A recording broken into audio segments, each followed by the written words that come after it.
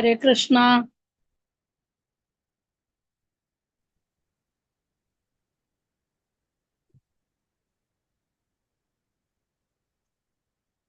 ഹരേ കൃഷ്ണ. ഹരേ കൃഷ്ണ കൃഷ്ണ കൃഷ്ണ ഹരേ ഹരേ. ഹരേ കൃഷ്ണ.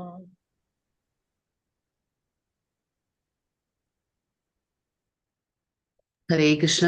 എല്ലാവർക്കും പ്രണാമം. ശ്രീ രാധാ ഗോവിന്ദ ഇസ്കോൺ മംഗളൂരിന്റെ 18 ദിവസത്തെ ഗീതാധ്യയനത്തിലേക്ക് എല്ലാവർക്കും സ്വാഗതം. ഓം അജ്ഞാനതിമിരാന്ധസ്യ ജ്ഞാനാഞ്ജനാശലാഖയ ചക്ഷുരുന്മിലിതം യേന തസ്മൈ ശ്രീ ഗുരവേ നമഃ. ശ്രീചൈതന്യമനോഭീഷ്ടം സ്ഥാപിതം യേന ഭൂതലേ സ്വയം രൂപ കഥാ മഹ്യം ദദാതി സ്വപദാന്തികം.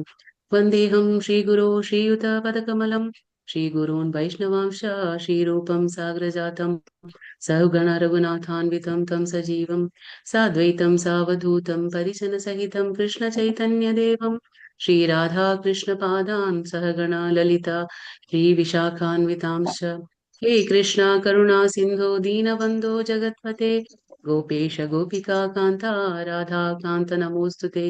तप्त काञ्चन गौरांगी राधे वृन्दावनेश्वरी वृषभानुसुते देवी प्रणमामि हरिप्रिये. वाञ्छाकल्पतरुभ्यश्च कृपा सिन्धुभ्य एव च पतितानां पावनेभ्यो वैष्णवेभ्यो नमो नमः. जय श्री कृष्ण चैतन्य प्रभु नित्यानंद श्री अद्वैत गदाधरा श्रीवासादि गौर भक्तवृंद. हरे कृष्णा कृष्ण कृष्ण हरे हरे हरे राम राम राम हरे हरे. नमो ओं विष्णुपादाय कृष्णपृष्ठाय भूतले श्रीमते भक्तिवेदांत स्वामिन्निति नामिने. नमस्ते सारस्वते देवे गौरवाणी प्रचारिणे निर्विशेष शून्यवादी पाश्चात्य देशतारिणे. ഹരേ കൃഷ്ണ. എല്ലാവർക്കും പ്രണാമം. അഞ്ചാമത്തെ അധ്യായം കാണുന്നുണ്ടല്ലോ, സ്ക്രീൻ കാണുന്നുണ്ടല്ലോ, കാണുന്നുണ്ടല്ലേ? ഓക്കെ. ഇന്നത്തെ അധ്യായം 5. ഇപ്പൊ കർമ്മയോഗം, അതായത് മൂന്നാമത്തെ അധ്യായം നമ്മൾ പഠിച്ചു കർമ്മയോഗം. പക്ഷെ ഇവിടെ കൃഷ്ണാവബോധത്തിൽ പ്രവർത്തനം, ഇവിടെയാണ് വ്യത്യാസം. കൃഷ്ണാവബോധത്തിൽ എങ്ങനെ കർമ്മം ചെയ്യണമെന്ന് പറഞ്ഞുതരാണ്. ഇന്നലത്തെ അധ്യായത്തിന്റെ പേരെന്തായിരുന്നു? ജ്ഞാനയോഗം. എന്താണ്? ജ്ഞാനയോഗമാണ്. അതീന്ദ്രിയ ജ്ഞാനം അല്ലെ? എന്താണ് അതീന്ദ്രിയ ജ്ഞാനം എന്ന് പറഞ്ഞാല്, അതായത് നമ്മുടെ ഇന്ദ്രിയങ്ങൾക്ക് മനസ്സിലാക്കാൻ പറ്റാവുന്നതിലും അപ്പുറത്ത്. പിന്നെ ഇന്നലത്തെ അധ്യായത്തില് കൃഷ്ണന്റെ ആ പരമ്പരയിൽ ആരൊക്കെയാണ് ആദ്യം വരിക? കൃഷ്ണൻ, അത് കഴിഞ്ഞ ആരാണ്? ബ്രഹ്മാവ്, പിന്നെ നാരദൻ, വ്യാസമഹർഷി, പിന്നെ മധ്വാചാര്യ. ഇങ്ങനെ തുടർച്ചയായിട്ട് ഇങ്ങനെ വരുന്നുണ്ട് അല്ലെ? അത് കഴിഞ്ഞിട്ട് ഭഗവാൻ എപ്പോഴൊക്കെയാണ് അവതരിക്കുക എന്ന് പറഞ്ഞു? ഭഗവാൻ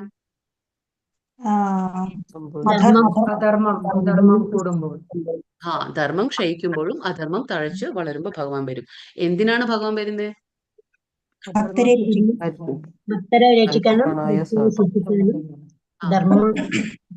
ധർമ്മത്തെ പുനഃസ്ഥാപിക്കാൻ വരും. ഭഗവാൻ എങ്ങനെയാണ് വരുന്നത്? ആത്മമായ, ഭഗവാന്റെ അന്തരംഗ ശക്തിയിൽ നിന്നാണ് ഭഗവാൻ സ്വയം ആ ഒരു ആത്മമായ, ആദിമവും അതീന്ദ്രിയവുമായ രൂപത്തിലാണ് ഭഗവാൻ അവതരിക്കുകയാണ് ചെയ്യുന്നത് അല്ലെ?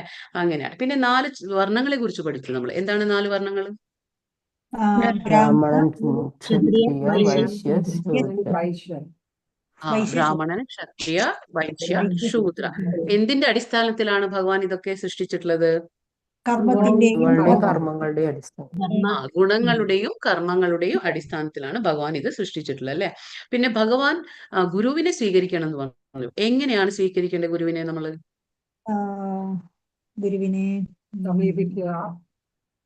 സമീപിക്കണം, സത്യത്തെ മനസ്സിലാക്കണം, പിന്നെ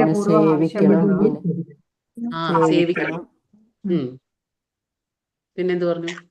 വിനയപൂർവം. അതെ, വിനയപൂർവം ഉപയോഗിക്കുന്നല്ലേ ആ വേർഡ്. വിനയപൂർവം ചോദിച്ചറിയണം. ഭഗവാനെ നമ്മൾ സമീപിക്കുമ്പോൾ എങ്ങനെയാണ്? വിനയപൂർവം എല്ലാം ചോദിച്ചറിയണം ഭഗവാനിൽ നിന്ന്. പിന്നെ കലിയുഗത്തിലെ അവതാരം ആരാണ്? ഭഗവാൻ കൃഷ്ണന്റെ ചൈതന്യ മഹാപ്രഭുവാണ് കലിയുഗത്തിലെ അവതാരം. അപ്പൊ നമുക്ക് ഇന്നത്തെ അധ്യായം നോക്കാം. കർമ്മയോഗം. ഇവിടെ എന്താ ഭഗവാൻ പറഞ്ഞു? കർമ്മയോഗം എന്ന് പറയുമ്പോൾ ഇത് കൃഷ്ണാവബോധത്തിൽ പ്രവർത്തനം, എങ്ങനെ പ്രവർത്തിക്കണം എന്നാണ്. എല്ലാവരും ഒന്ന് മ്യൂട്ട് ചെയ്യണേ. ഹരേ കൃഷ്ണ. എല്ലാവരും ഒന്ന് മ്യൂട്ട് ചെയ്യണേ.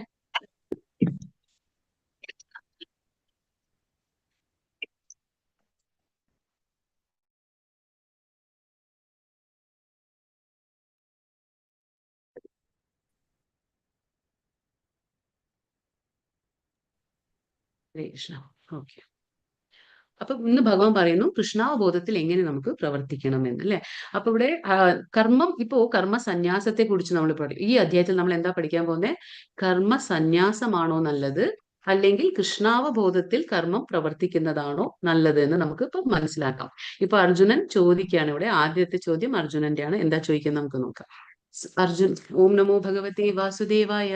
അർജുന ഉവാച സന്യാസം കർമ്മണാം കൃഷ്ണ പുനർയോഗം ച ശംസസി യച്ഛ്രേയേതയോരേകം തന്മേ ബ്രൂഹി സുനിശ്ചിതം. അർജുനൻ പറഞ്ഞു, കൃഷ്ണ, കർമ്മം ഉപേക്ഷിക്കണമെന്ന് ഒരിക്കൽ അങ്ങ് എന്നോട് ആവശ്യപ്പെട്ടു. പിന്നെ എന്താ പറയാ, ഭക്തി പുരസര കർമ്മം അനുഷ്ഠിക്കാൻ പറയുന്നു. ഈ രണ്ടിലും വെച്ച് ശ്രേയസ്കരം ഏതെന്നാണ് ദയവായി എനിക്ക് പറഞ്ഞു തരുമോ? അപ്പൊ ഭഗവാനോട് അർജുനൻ ചോദിക്കാനേ, ഭക്തി പുരസരമായി, അതായത് നമ്മളിപ്പോ പേരെന്താണ്? കർമ്മ എങ്ങനെ ചെയ്യണം? കൃഷ്ണാവബോധത്തിൽ, അതായത് കൃഷ്ണാവബോധത്തിൽ കർമ്മം ചെയ്യുന്നതാണോ നല്ലത്, കർമ്മ സന്യാസം, അതായത് കർമ്മത്തെ ത്യജിക്കുന്നതാണോ നല്ലത്? അപ്പൊ കർമ്മ ത്യജിക്കുന്നത് എന്ന് പറയുമ്പോൾ കർമ്മ സന്യാസം എന്ന് നമ്മൾ പറയും. എന്താണ്? കർമ്മത്തിൽ നിന്ന് നമ്മൾ സന്യാസം എടുക്കുകയാണ്. നമുക്ക് 4 ആശ്രമങ്ങളെ കുറിച്ച് പഠിച്ചു: ബ്രഹ്മചര്യ, ഗൃഹസ്ഥ, വാനപ്രസ്ഥ, സന്യാസ. അപ്പൊ നമ്മൾ ഒറ്റയടിക്ക് സന്യാസത്തിലേക്ക് നമുക്ക് ചാടാൻ പറ്റില്ല എന്ന് നമ്മൾ മനസ്സിലാക്കി. പക്ഷെ അങ്ങനെ നമ്മളിപ്പോ കർമ്മം ത്യജിക്കുകയാണ്, അതായത് കർമ്മ സന്യാസം ചെയ്യുകയാണോ നല്ലത്, അതോ ഭക്തി പുരസരം കർമ്മം ചെയ്യുന്നതാണോ നല്ലത്? അതായത് കൃഷ്ണാവബോധത്തിൽ കർമ്മം ചെയ്യുന്നതാണോ നല്ലത്? രണ്ടും ഒന്ന് തന്നെയാ. ഭക്തി പുരസരം എന്ന് പറഞ്ഞാലും കൃഷ്ണാവബോധത്തിൽ കർമ്മം ചെയ്യുക എന്ന് പറഞ്ഞാലും ഒന്ന് തന്നെയാ. അതാണോ നല്ലത് എന്ന് ഇപ്പൊ അർജുനൻ ചോദിക്കാണ്. അപ്പോ ഇവിടെ ഭക്തിയുത സേവനമാണ് നല്ലത് എപ്പോഴും. ഭഗവാൻ എന്ത് പറയുന്നു? ഭക്തിയുത സേവന കർമ്മമാണ് എപ്പോഴും നല്ലത്. കാരണം എന്ന് വെച്ചാൽ ഇതിൽ നമുക്ക് മാനസികമായിട്ടുള്ള ഊഹാപോഹങ്ങളൊന്നും ഉണ്ടാവില്ല. അപ്പൊ എന്താണ്? കർമ്മ സന്യാസത്തെക്കാൾ നല്ലത് എന്താണ്? ഭഗവാനെ ധ്യാനിച്ചുകൊണ്ട്, അതായത് കൃഷ്ണാവബോധത്തിൽ കർമ്മം ചെയ്യുന്നതാണ് നല്ലത്. അപ്പൊ ഇവിടെ നമുക്കിവിടെ ചിത്രത്തിൽ ആരാ കാണുന്നത്? ഒരു സന്യാസി, അല്ലെ? ഒരു സന്യാസിയുടെ വേഷം അണിഞ്ഞിരിക്കുകയാണ് അദ്ദേഹം. നമുക്ക് അദ്ദേഹത്തിന് ബാഹ്യമായിട്ട് കാണുമ്പോൾ ഒറ്റ നോട്ടത്തിൽ നമുക്ക് എന്താ തോന്നുക? ഓ, സന്യാസിയാണ്, അതായത് കർമ്മത്തെ ത്യജിച്ച ഒരു വ്യക്തിയാണ്. കുടുംബജീവിതവും എല്ലാം ഉപേക്ഷിച്ച്, കർമ്മം എല്ലാം ഉപേക്ഷിച്ച് ഒരു സന്യാസത്വം സ്വീകരിച്ച ഒരു വ്യക്തിയായിട്ട് അദ്ദേഹം കാണുന്നു നമുക്ക്, അല്ലെ? പക്ഷെ അങ്ങനെ കണ്ടുകൊണ്ട് മാത്രം നമുക്ക് അദ്ദേഹത്തിനെ അതേ രീതിയിൽ കാണാൻ കഴിയുന്നുണ്ടോ? അല്ല. അദ്ദേഹത്തിനെ കാണുമ്പോൾ എന്താണ്? ഒരു കയ്യിൽ എന്താണ്? കമണ്ടലു പിടിച്ചിരിക്കുന്നു. വേഷം സന്യാസിയുടെ ആണ്. പക്ഷെ അദ്ദേഹത്തിന്റെ കയ്യിൽ എന്താണ്? ഒരു കയ്യിൽ സിഗരറ്റ് ഉണ്ട്, അല്ലെ? ഇനിയൊരു കയ്യിൽ എന്താണ്? മൊബൈൽ ഫോൺ ഉണ്ട്. അപ്പോൾ ഇതൊക്കെയാണോ ഒരു സന്യാസത്തിന്റെ ലക്ഷണം? അല്ല. അദ്ദേഹം ബാഹ്യമായിട്ട് വേഷം അണിഞ്ഞിരിക്കുകയാണ് സന്യാസിയുടെ. എന്നിട്ട് എന്താണ്? എല്ലാം ഉപേക്ഷിച്ച ഒരു മട്ടിൽ അദ്ദേഹം കാണുകയാണ്. ബാഹ്യമായിട്ട് ഒരു പ്രകടനമാണത്. അത് സന്യാസമല്ല. ഈ ഭഗവാൻ അതുകൊണ്ടാ പറയുന്നേ, കർമ്മ സന്യാസത്തെക്കാൾ നല്ലത് ഭക്തി പുരസര എന്താ പറയാ, എന്താ വെച്ചാൽ കൃഷ്ണാവബോധത്തിൽ കർമ്മം ചെയ്യുന്നതാണ് നല്ലത്. കാരണം ഇതിനെന്താ അറിയോ? ഈ സന്യാസത്തിൽ, ഇങ്ങനെ കർമ്മ സന്യാസത്തിൽ എന്താണ്? വീഴ്ചയ്ക്ക് സാധ്യതയുണ്ട്. അതായത് നമുക്ക് പതനത്തിന് ഒരുപാട് സാധ്യതയുള്ളതാണ് ഈ കർമ്മ സന്യാസം. അതിലും നല്ലത് ഭഗവാനെ ഓർത്തുകൊണ്ട് കർമ്മം ചെയ്യുന്നതാണ് നല്ലതെന്ന് ഭഗവാൻ പറയുന്നു. കാരണം ഇദ്ദേഹം ചെയ്യുന്നത് എന്താ? ഇപ്പൊ ഇതിൽ നമുക്ക് മനസ്സിലാക്കാൻ എന്താ വെച്ചാൽ, നമ്മൾ ബാഹ്യമായി എന്തെങ്കിലും ത്യാഗം ചെയ്യുമ്പോൾ ഉള്ളിലെ നമുക്ക് ആസക്തി കടക്കും. മനസ്സിന്റെ ഉള്ളിൽ എന്താണ്? ഇന്ദ്രിയങ്ങൾ വളരെയധികം ശക്തമായതാണ്. അപ്പൊ മനസ്സിലെ ഒരുപാട് ആസക്തി ഉണ്ടായിരിക്കും നമുക്ക്. ബാഹ്യമായിട്ട് നമ്മളെല്ലാം വേണ്ട എന്ന് വെക്കാം, പക്ഷെ അത് മറ്റുള്ളവർക്ക് കാണിച്ചു കൊടുക്കാനാണത്. ദയവായി എല്ലാവരും മ്യൂട്ട് ചെയ്യൂ. ക്ലാസ് ഡിസ്റ്റർബ് ആവുന്നുണ്ട്. ഹരേ കൃഷ്ണ.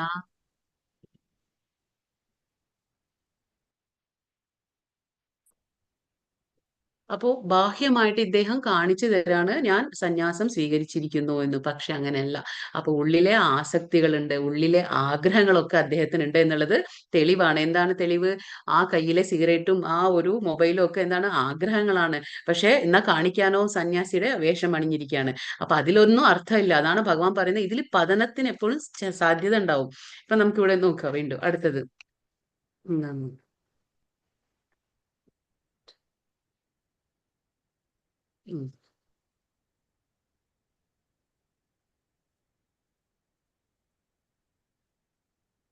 പക്ഷെ ഈ ഭഗവാനുവാച ഭഗവാൻ എന്താ പറയുന്നത് നോക്കാം നമുക്ക്. സന്യാസ കർമ്മ യോഗശ്ച കരാവുഭൗ തയോസ്തു കർമ്മ സന്യാസാത് കർമ്മയോഗോ വിശിഷ്യത്തെ. ശ്രീ ഭഗവാൻ പറഞ്ഞു, കർമ്മ പരിത്യാഗവും ഭക്തിയുതമായ കർമ്മവും മുക്തിക്ക് നല്ലത് തന്നെയാണ്. എങ്കിലും ഭക്തിയുതമായ സേവന കർമ്മമാണ് കർമ്മത്യാഗത്തെക്കാൾ ഉത്തമം. അപ്പൊ അർജുനൻ ചോദിച്ചു, കർമ്മത്യാഗമാണോ നല്ലത്? കർമ്മത്യാഗം എന്ന് പറഞ്ഞാൽ കർമ്മസന്യാസം രണ്ടും ഒന്ന് തന്നെയാ. കർമ്മത്യാഗവും കർമ്മസന്യാസവും ഒന്ന് തന്നെയാ. അപ്പൊ അർജുനൻ ചോദിച്ചതിന് കർമ്മത്യാഗമാണോ നല്ലത് അതോ ഭക്തി പുരസര കർമ്മമാണോ നല്ലത്? അപ്പൊ ഭഗവാൻ പറയണേ, കർമ്മ പരിത്യാഗത്തെക്കാൾ നല്ലത് എന്താണ്? ഭക്തിയുതമായ കർമ്മമാണ്. കാരണം എന്താണെന്ന് വെച്ചാൽ, കർമ്മം ത്യാഗം ചെയ്യുമ്പോൾ അവിടെ നമുക്ക് വീഴ്ചയ്ക്ക് സാധ്യതയുണ്ട്, പതനത്തിന് സാധ്യതയുണ്ട്. അതുകൊണ്ട് ഭക്തിയുത സേവനമാവുമ്പോൾ നമ്മൾ അവിടെ വീഴ്ച ഉണ്ടാകില്ല നമുക്ക് എന്ന് ഭഗവാൻ പറഞ്ഞു കൊടുക്കുക. രണ്ടും നല്ലത് തന്നെയാ. എന്താണ് ഭഗവാൻ പറഞ്ഞത്? രണ്ടും മുക്തിക്ക് നല്ലതാ. പക്ഷെ നമുക്ക് ഉള്ളിലെ ആഗ്രഹങ്ങൾ ഉണ്ടാവാൻ പാടില്ല. ഇപ്പൊ അദ്ദേഹം കണ്ടില്ലേ, ബാഹ്യമായിട്ട് അഭിനയിക്കാൻ പാടില്ല, പക്ഷെ ഉള്ളിലെ ആഗ്രഹങ്ങൾ, അതായത് ഇന്ദ്രിയങ്ങളും മനസ്സും ബുദ്ധിയും ഒക്കെ നമുക്ക് നിയന്ത്രിക്കണം. എങ്കിലേ നമുക്ക് ആ കർമ്മ ത്യാഗത്തിനൊരു അർത്ഥമുള്ളൂ. അപ്പൊ കർമ്മ സന്യാസത്തിനൊരു അർത്ഥം ഉണ്ടാവുള്ളൂ. അല്ലാതെ നമ്മൾ വെറുതെ കർമ്മ സന്യാസം സ്വീകരിച്ചുകൊണ്ട് ആഗ്രഹങ്ങളെ ബാക്കി വെച്ചുകൊണ്ടിരിക്കുമ്പോൾ അത് കർമ്മ സന്യാസമല്ല. അതുകൊണ്ട് ഭഗവാൻ പറയണേ, ഭക്തിയുത സേവനമാണ് ഏറ്റവും നല്ലത്. കാരണം ഇതിലാവുമ്പോൾ എന്താണ്, വീഴ്ച ഉണ്ടാകില്ല എന്ന് ഭഗവാൻ പറയുന്നു. അപ്പൊ ഈ ത്യാഗം പരിപൂർണമാകുന്നത് എപ്പോഴാണ്? നമ്മളിപ്പോൾ എന്തെങ്കിലും ഒരു ത്യാഗം എന്ന് പറയുമ്പോൾ അത് പരിപൂർണം എപ്പോഴാണ് ആകുന്നത്? അതായത് പരിപൂർണമാകണമെങ്കിൽ നമുക്ക് എന്താണ് മനസ്സിലാക്കണം. അതായത് ഈ പ്രപഞ്ചം, ഭൗതിക പ്രപഞ്ചം മുഴുവനും ആരുടെയാണ്? ഭഗവാന്റെയാണ്. ഇതൊക്കെ ഈശാവാസ്യം, ഭഗവാന്റെയാണ് എന്നുള്ള ആ ബോധം നമുക്കുണ്ടായിരിക്കണം. പിന്നെ ഇതെല്ലാത്തിന്റെയും ഉടമസ്ഥനാരാണ്? ഭഗവാനാണ്. അപ്പൊ നമ്മൾ എന്ത് കർമ്മം ചെയ്യുമ്പോഴും ആ ഉടമസ്ഥാവകാശ ബോധം ഇല്ലാതെ കർമ്മം ചെയ്യണം. അത് 3-ാമത്തെ അധ്യായത്തിൽ ഭഗവാൻ പറഞ്ഞു തരുന്നു അല്ലെ. ഭഗവാനായി സമർപ്പിച്ചുകൊണ്ട് പൂർണ്ണ ജ്ഞാനത്തോടെ ആ ഉടമസ്ഥാവകാശ ബോധമില്ലാതെ നമ്മൾ കർമ്മം ചെയ്യണം. അങ്ങനെ ചെയ്യുമ്പോൾ മാത്രമാണ് നമുക്ക് ആ ഒരു കർമ്മ ഫലം നമുക്ക് ഉണ്ടാവില്ല. കാരണം കർമ്മഫലം ഉണ്ടെങ്കിൽ നമ്മൾ വീണ്ടും വീണ്ടും ഈ ഭൂമിയിൽ ജനിക്കേണ്ടതായിട്ട് വരുന്നു. ഇപ്പൊ നമ്മൾ പറഞ്ഞു സന്യാസം എന്ന് പറഞ്ഞു അല്ലെ, വൈരാഗ്യം. സന്യാസം എന്ന് പറഞ്ഞാൽ എന്താണ്? വൈരാഗ്യം. അതായത് യുക്ത വൈരാഗ്യം, ഫൽഗു വൈരാഗ്യം എന്ന് രണ്ട് രീതിയിലുണ്ട്. അപ്പൊ ഈ സന്യാസിനെ നമുക്ക് എന്താ പറയാ? ഫൽഗു വൈരാഗ്യം. അതായത് കാപട്യമാണ്, എല്ലാം പുറത്തേക്ക് മറ്റുള്ളവർക്ക് കാണിച്ചു കൊടുക്കുന്ന വൈരാഗ്യമാണ് ഈ വൈരാഗ്യം. പക്ഷെ മറ്റെന്താ പറയുക, യുക്ത വൈരാഗ്യം എന്ന് പറഞ്ഞാൽ എന്താണ്? യുക്ത വൈരാഗ്യം എന്ന് പറഞ്ഞാൽ നമ്മൾ ഭൗതികമായിട്ട് ഭഗവാൻ നമുക്ക് എന്തൊക്കെ തന്നിട്ടുണ്ടോ അതൊന്നും നമ്മൾ വെറുതെ ത്യാഗം ചെയ്യുന്നില്ല. നമ്മൾ അത് വേണ്ട വേണ്ട എന്ന് പറഞ്ഞ് നമ്മളത് കളയുന്നില്ല. നമ്മൾ എന്ത് ചെയ്യുന്നു? ഭഗവാൻ എന്ത് നമുക്ക് തന്നിട്ടുണ്ടോ അതൊക്കെ നമ്മൾ ഉപയോഗിക്കുന്നു. എങ്ങനെ ഉപയോഗിക്കുന്നു? ശരിയായ രീതിയിൽ. Geeta Mataji mute you. Geeta Haridas Mataji, Hare Krishna. Hare Krishna. Geeta Haridas Mataji, okay, mute you Mataji. Hare Krishna. Okay, thank you. അപ്പോ എന്താണ് ഞാൻ പറഞ്ഞ യുക്ത വൈരാഗ്യം. ഇപ്പൊ ഞാൻ മൊബൈൽ ഉപയോഗിക്കുന്നുണ്ട്, നിങ്ങൾ എല്ലാവരും മൊബൈൽ ഉപയോഗിക്കുന്നു, ലാപ്ടോപ്പ് ഉപയോഗിക്കുന്നുണ്ട്. അപ്പൊ ലാപ്ടോപ്പ് ഉപയോഗിക്കുന്നുണ്ട്. നമ്മൾ എന്താണ് ചെയ്യുന്നത്? നമ്മൾ ലാപ്ടോപ്പ് ഉപയോഗിക്കുന്നുണ്ട്, നമ്മൾ മൊബൈൽ ഉപയോഗിക്കുന്നുണ്ട്. പക്ഷെ ഇതെല്ലാം നമ്മൾ എന്താ ചെയ്യുന്നത്? ഭഗവാന് വേണ്ടിയിട്ടാണ് നമ്മൾ ഉപയോഗിക്കുന്നത്. അതാണ് പറയുന്നത്. നമുക്ക് ഭഗവാൻ എന്തൊക്കെ തന്നിട്ടുണ്ടോ അതൊക്കെ നമ്മൾ ഭഗവത് സേവനത്തിൽ ഏർപ്പെടുത്തുമ്പോൾ അതെന്താണ്? യുക്ത വൈരാഗ്യം.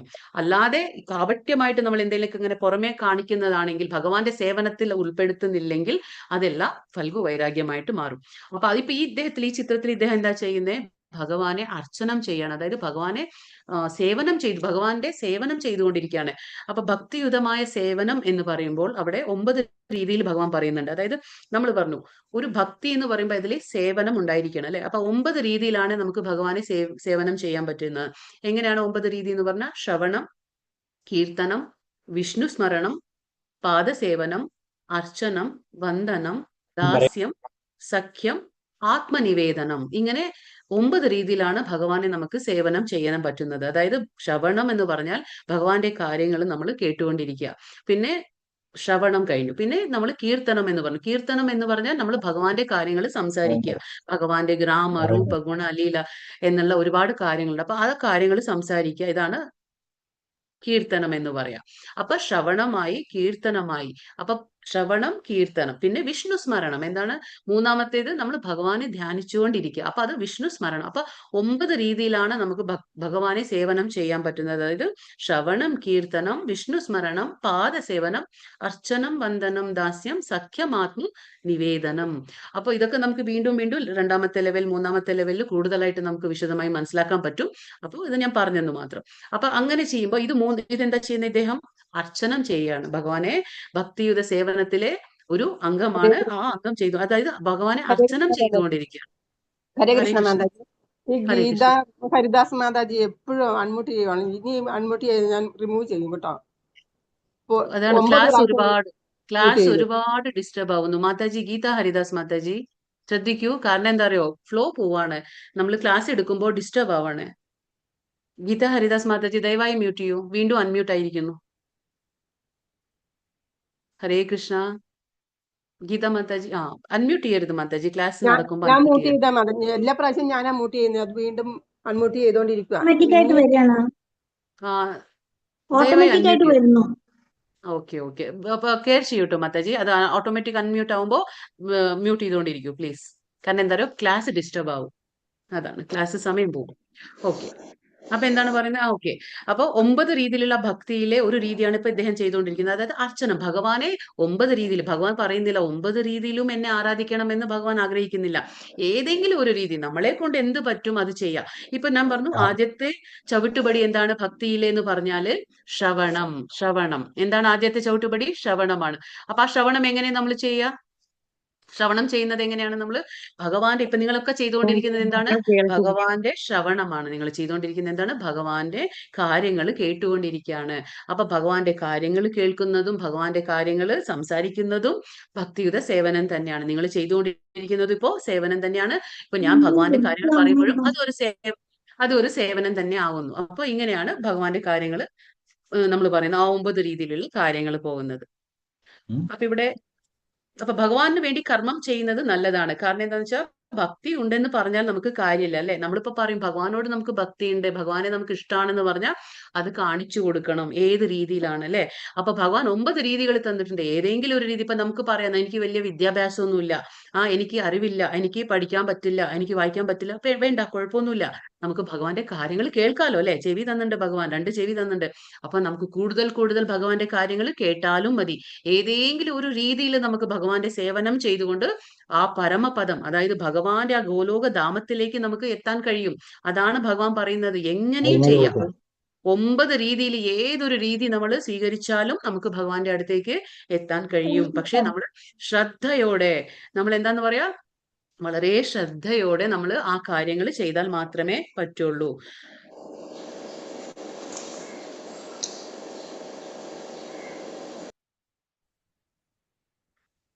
ക്ലാസ് ഇങ്ങനെ ആയാല് എങ്ങനെയാ ഞാൻ എടുക്കുക? ഒരുപാട് ഡിസ്റ്റർബൻസ് ആവുന്നുണ്ട്. അപ്പൊ നമുക്ക് പറയാനുള്ള കാര്യങ്ങൾ പറയാൻ കഴിയില്ല. 1 മണിക്കൂറിൽ പറയാൻ സാധിക്കില്ല. ദയവായി അൺമ്യൂട്ട് ചെയ്യരുത് ആരും. അപ്പൊ ഇവിടെ ഒരു കഥയാണ്. ഇപ്പൊ എന്താന്ന് നമ്മളിപ്പോ പറഞ്ഞു, കർമ്മം എങ്ങനെ ചെയ്യണം ഭഗവാൻ പറഞ്ഞു. അർജുനൻ ചോദിച്ചു, കർമ്മ സന്യാസാണോ നല്ലത്, ഭക്തി പുരസരമായ കർമ്മമാണോ നല്ലത്? ഭഗവാൻ പറഞ്ഞു, രണ്ടും നല്ലത് തന്നെ മുക്തിക്ക്, പക്ഷെ ഭക്തി പുരസര കർമ്മമാണ് ഏറ്റവും നല്ലത്. കാരണം എന്താന്ന് വെച്ചാൽ, അവിടെ ആവുമ്പോ എന്താ പറയാ, പതനത്തിന് സാധ്യതയില്ല, വീഴ്ചയ്ക്ക് സാധ്യതയില്ല എന്ന് ഭഗവാൻ പറഞ്ഞു കൊടുക്കുകയാണ്. അപ്പൊ ഇപ്പോൾ നമുക്കിവിടെ കാണാം, നമ്മൾ പറഞ്ഞു കർമ്മം ചെയ്യുമ്പോൾ എന്തുകൊണ്ട് നമ്മൾ ഭഗവാനെ ആലോചിച്ചുകൊണ്ട് നമ്മൾ എന്തുകൊണ്ട് കർമ്മം ചെയ്യണം? ഭഗവാനെ ആലോചിച്ചുകൊണ്ട് എന്തുകൊണ്ട് കർമ്മം ചെയ്യണം എന്ന് വെച്ചാൽ, നമ്മൾ പറഞ്ഞു നമുക്ക് കർമ്മബന്ധനം പാടില്ല. അല്ലെങ്കിൽ കർമ്മബന്ധനം ഉണ്ടെങ്കിൽ നമ്മൾ വീണ്ടും വീണ്ടും ഈ ഭൂമിയിൽ ജനിച്ചു വരും.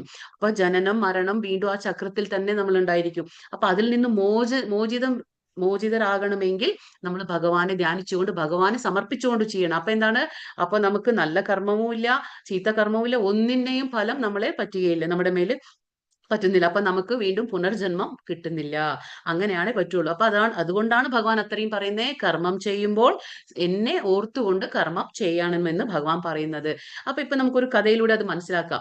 ചിലപ്പോൾ നമ്മൾ ചിന്തിക്കുക, അല്ലെ, നല്ല കർമ്മം ചെയ്യുമ്പോൾ കുഴപ്പമില്ലല്ലോ, അല്ലെ? നല്ല കർമ്മം ചെയ്യുമ്പോൾ നമുക്ക് പുണ്യം നേടാൻ പറ്റും, ആ പുണ്യത്തിൽ നിന്ന് നമുക്ക് സ്വർഗത്തിലേക്ക് പോകാൻ പറ്റും. ഇങ്ങനെയൊക്കെ ആഗ്രഹങ്ങൾ ഉണ്ടാവും നമുക്ക്, അല്ലെ? അപ്പോ ദാനം ചെയ്യും. നമുക്ക് കുറെ പേര് നമുക്ക് എന്താണ് ദാനം ചെയ്യും, അല്ലെ? എന്തിനു ദാനം ചെയ്യുന്നേ? ആ കർമ്മ ഫലത്തിൽ ഒരു ആസക്തി ഉണ്ട്. എന്താണ്? ഞാൻ ആ ദാനം ചെയ്യുമ്പോൾ എനിക്ക് ഒരുപാട് പുണ്യം നേടാൻ പറ്റും. ആ പുണ്യഫലമായിട്ട് എനിക്ക് സ്വർഗത്തിലേക്ക് പോകാൻ പറ്റും. ഇങ്ങനെയൊക്കെ നമുക്ക് ചിന്താഗതി ഉണ്ടാവും. പക്ഷേ അതിനൊരു ഉദാഹരണമായിട്ട് ഇപ്പൊ നമുക്ക് ഈ കഥ കേൾക്കാം. ഈ കഥയിൽ എന്താ കാണുന്നത്? നമുക്കൊരു രാജാവാണ്. ഇപ്പുറത്തെ ചിത്രത്തിൽ എന്താ കാണുന്നത്? ഒരു രാജാവ്. ആ രാജാവിന്റെ പേര് നൃഗ. നൃഗ എന്ന രാജാവ് അദ്ദേഹം എന്താ ചെയ്യുന്നതെന്ന് വെച്ചാല് അദ്ദേഹത്തിന് ഒരു ആഗ്രഹം വരികയാണ്. അതുകൊണ്ടാണ് നമ്മൾ പറയുന്നത് ഫല ആസക്തി കൂടാതെ കർമ്മം ചെയ്യണം എന്ന്. അത് നല്ല കർമ്മമായാൽ പോലും. അപ്പൊ ഈ രാജാവിന് എന്തൊരു ആഗ്രഹം എന്ന് വെച്ചാല് ഞാൻ ഒരു ദാനം ചെയ്യണം. ആ ദാനം ചെയ്ത് എനിക്ക് കിട്ടുന്ന ആ പുണ്യഫലം കൊണ്ട് ഞാൻ സ്വർഗത്തിലേക്ക് പോകണം എന്നുള്ള ഒരു ആഗ്രഹമാണ്. അപ്പൊ ഈ രാജാവ് ഇഷ്ടം പോലെ രാജാവിന്റെ അടുത്ത് എന്താ പറയാ പശുക്കളുണ്ട്. അപ്പൊ ഗോദാനം ഏറ്റവും നല്ല ദാനല്ലേ. അപ്പോ ആ ഗോദാനം ചെയ്യണം, എനിക്ക് അർഹതയുള്ള ആ യോഗ്യതയുള്ള ആ ബ്രാഹ്മണന്മാർക്ക് എനിക്ക് ഗോക്കളെ ദാനം ചെയ്യണം എന്ന് ആഗ്രഹിക്കുകയാണ് ഈ രാജാവ്. അങ്ങനെ ആഗ്രഹിച്ചുകൊണ്ട് ഈ എന്താ പറയാ ആ രാജ്യത്തിലുള്ള എല്ലാ എന്താ പറയാ ബ്രാഹ്മണന്മാരെ വിളിക്കുകയാണ്. യോഗ്യതയുള്ള എല്ലാ ബ്രാഹ്മണന്മാരെ വിളിച്ച് എല്ലാവർക്കും പശുക്കളെ ദാനം ചെയ്യാണ് ഈ രാജാവ്, പുണ്യത്തിന് വേണ്ടിയിട്ട്. അങ്ങനെ ദാനം ചെയ്യുമ്പോൾ ഇദ്ദേഹം എന്ത് ചെയ്തു? ദാനം ചെയ്യും, കൊടുക്കും എല്ലാവർക്കും. അപ്പൊ ഒരു ദിവസം എന്തായി? നമുക്ക് പശുക്കളുടെ സ്വഭാവം അറിയാം അല്ലെ. ഈ എന്താ പറയാ സന്ധ്യ ആവുമ്പോഴേക്കും പശുക്കൾ എവിടെയാണെങ്കിലും ശരി അത് തനിയെ അതിന്റെ തൊഴുത്തിൽ വന്നെത്തും. അതിന് വഴി പറഞ്ഞു കൊടുക്കേണ്ട യാതൊരു ആവശ്യവും ഇല്ല. അങ്ങനെയാണ്. അപ്പൊ ഈ രാജാവ് കൊടുത്ത ഒരു പശു എന്ത് ചെയ്തു? ഈ ഒരു ബ്രാഹ്മണൻ കൊണ്ടുപോയി, വീട്ടിലേക്ക് കൊണ്ടുപോയി. പക്ഷേ ആ പശുവിന് വഴി നല്ലതുപോലെ അറിയായിരുന്നു. അപ്പൊ ആ പശു എന്ത് ചെയ്തു? വീണ്ടും തിരിച്ച് ആ കൊട്ടാരത്തിൽ തന്നെ വന്നെത്തി. അത് ദാനം ചെയ്ത പശു ആയിരുന്നു. പക്ഷെ അത് തിരിച്ച് കൊട്ടാരത്തിൽ വന്നെത്തി. പക്ഷെ ഇത് രാജാവ് അറിയുന്നില്ല, രാജാവ് അറിഞ്ഞില്ല. എന്നിട്ട് എന്ത് ചെയ്തു? പിറ്റേ ദിവസം ദാനം കൊടുക്കാണല്ലോ.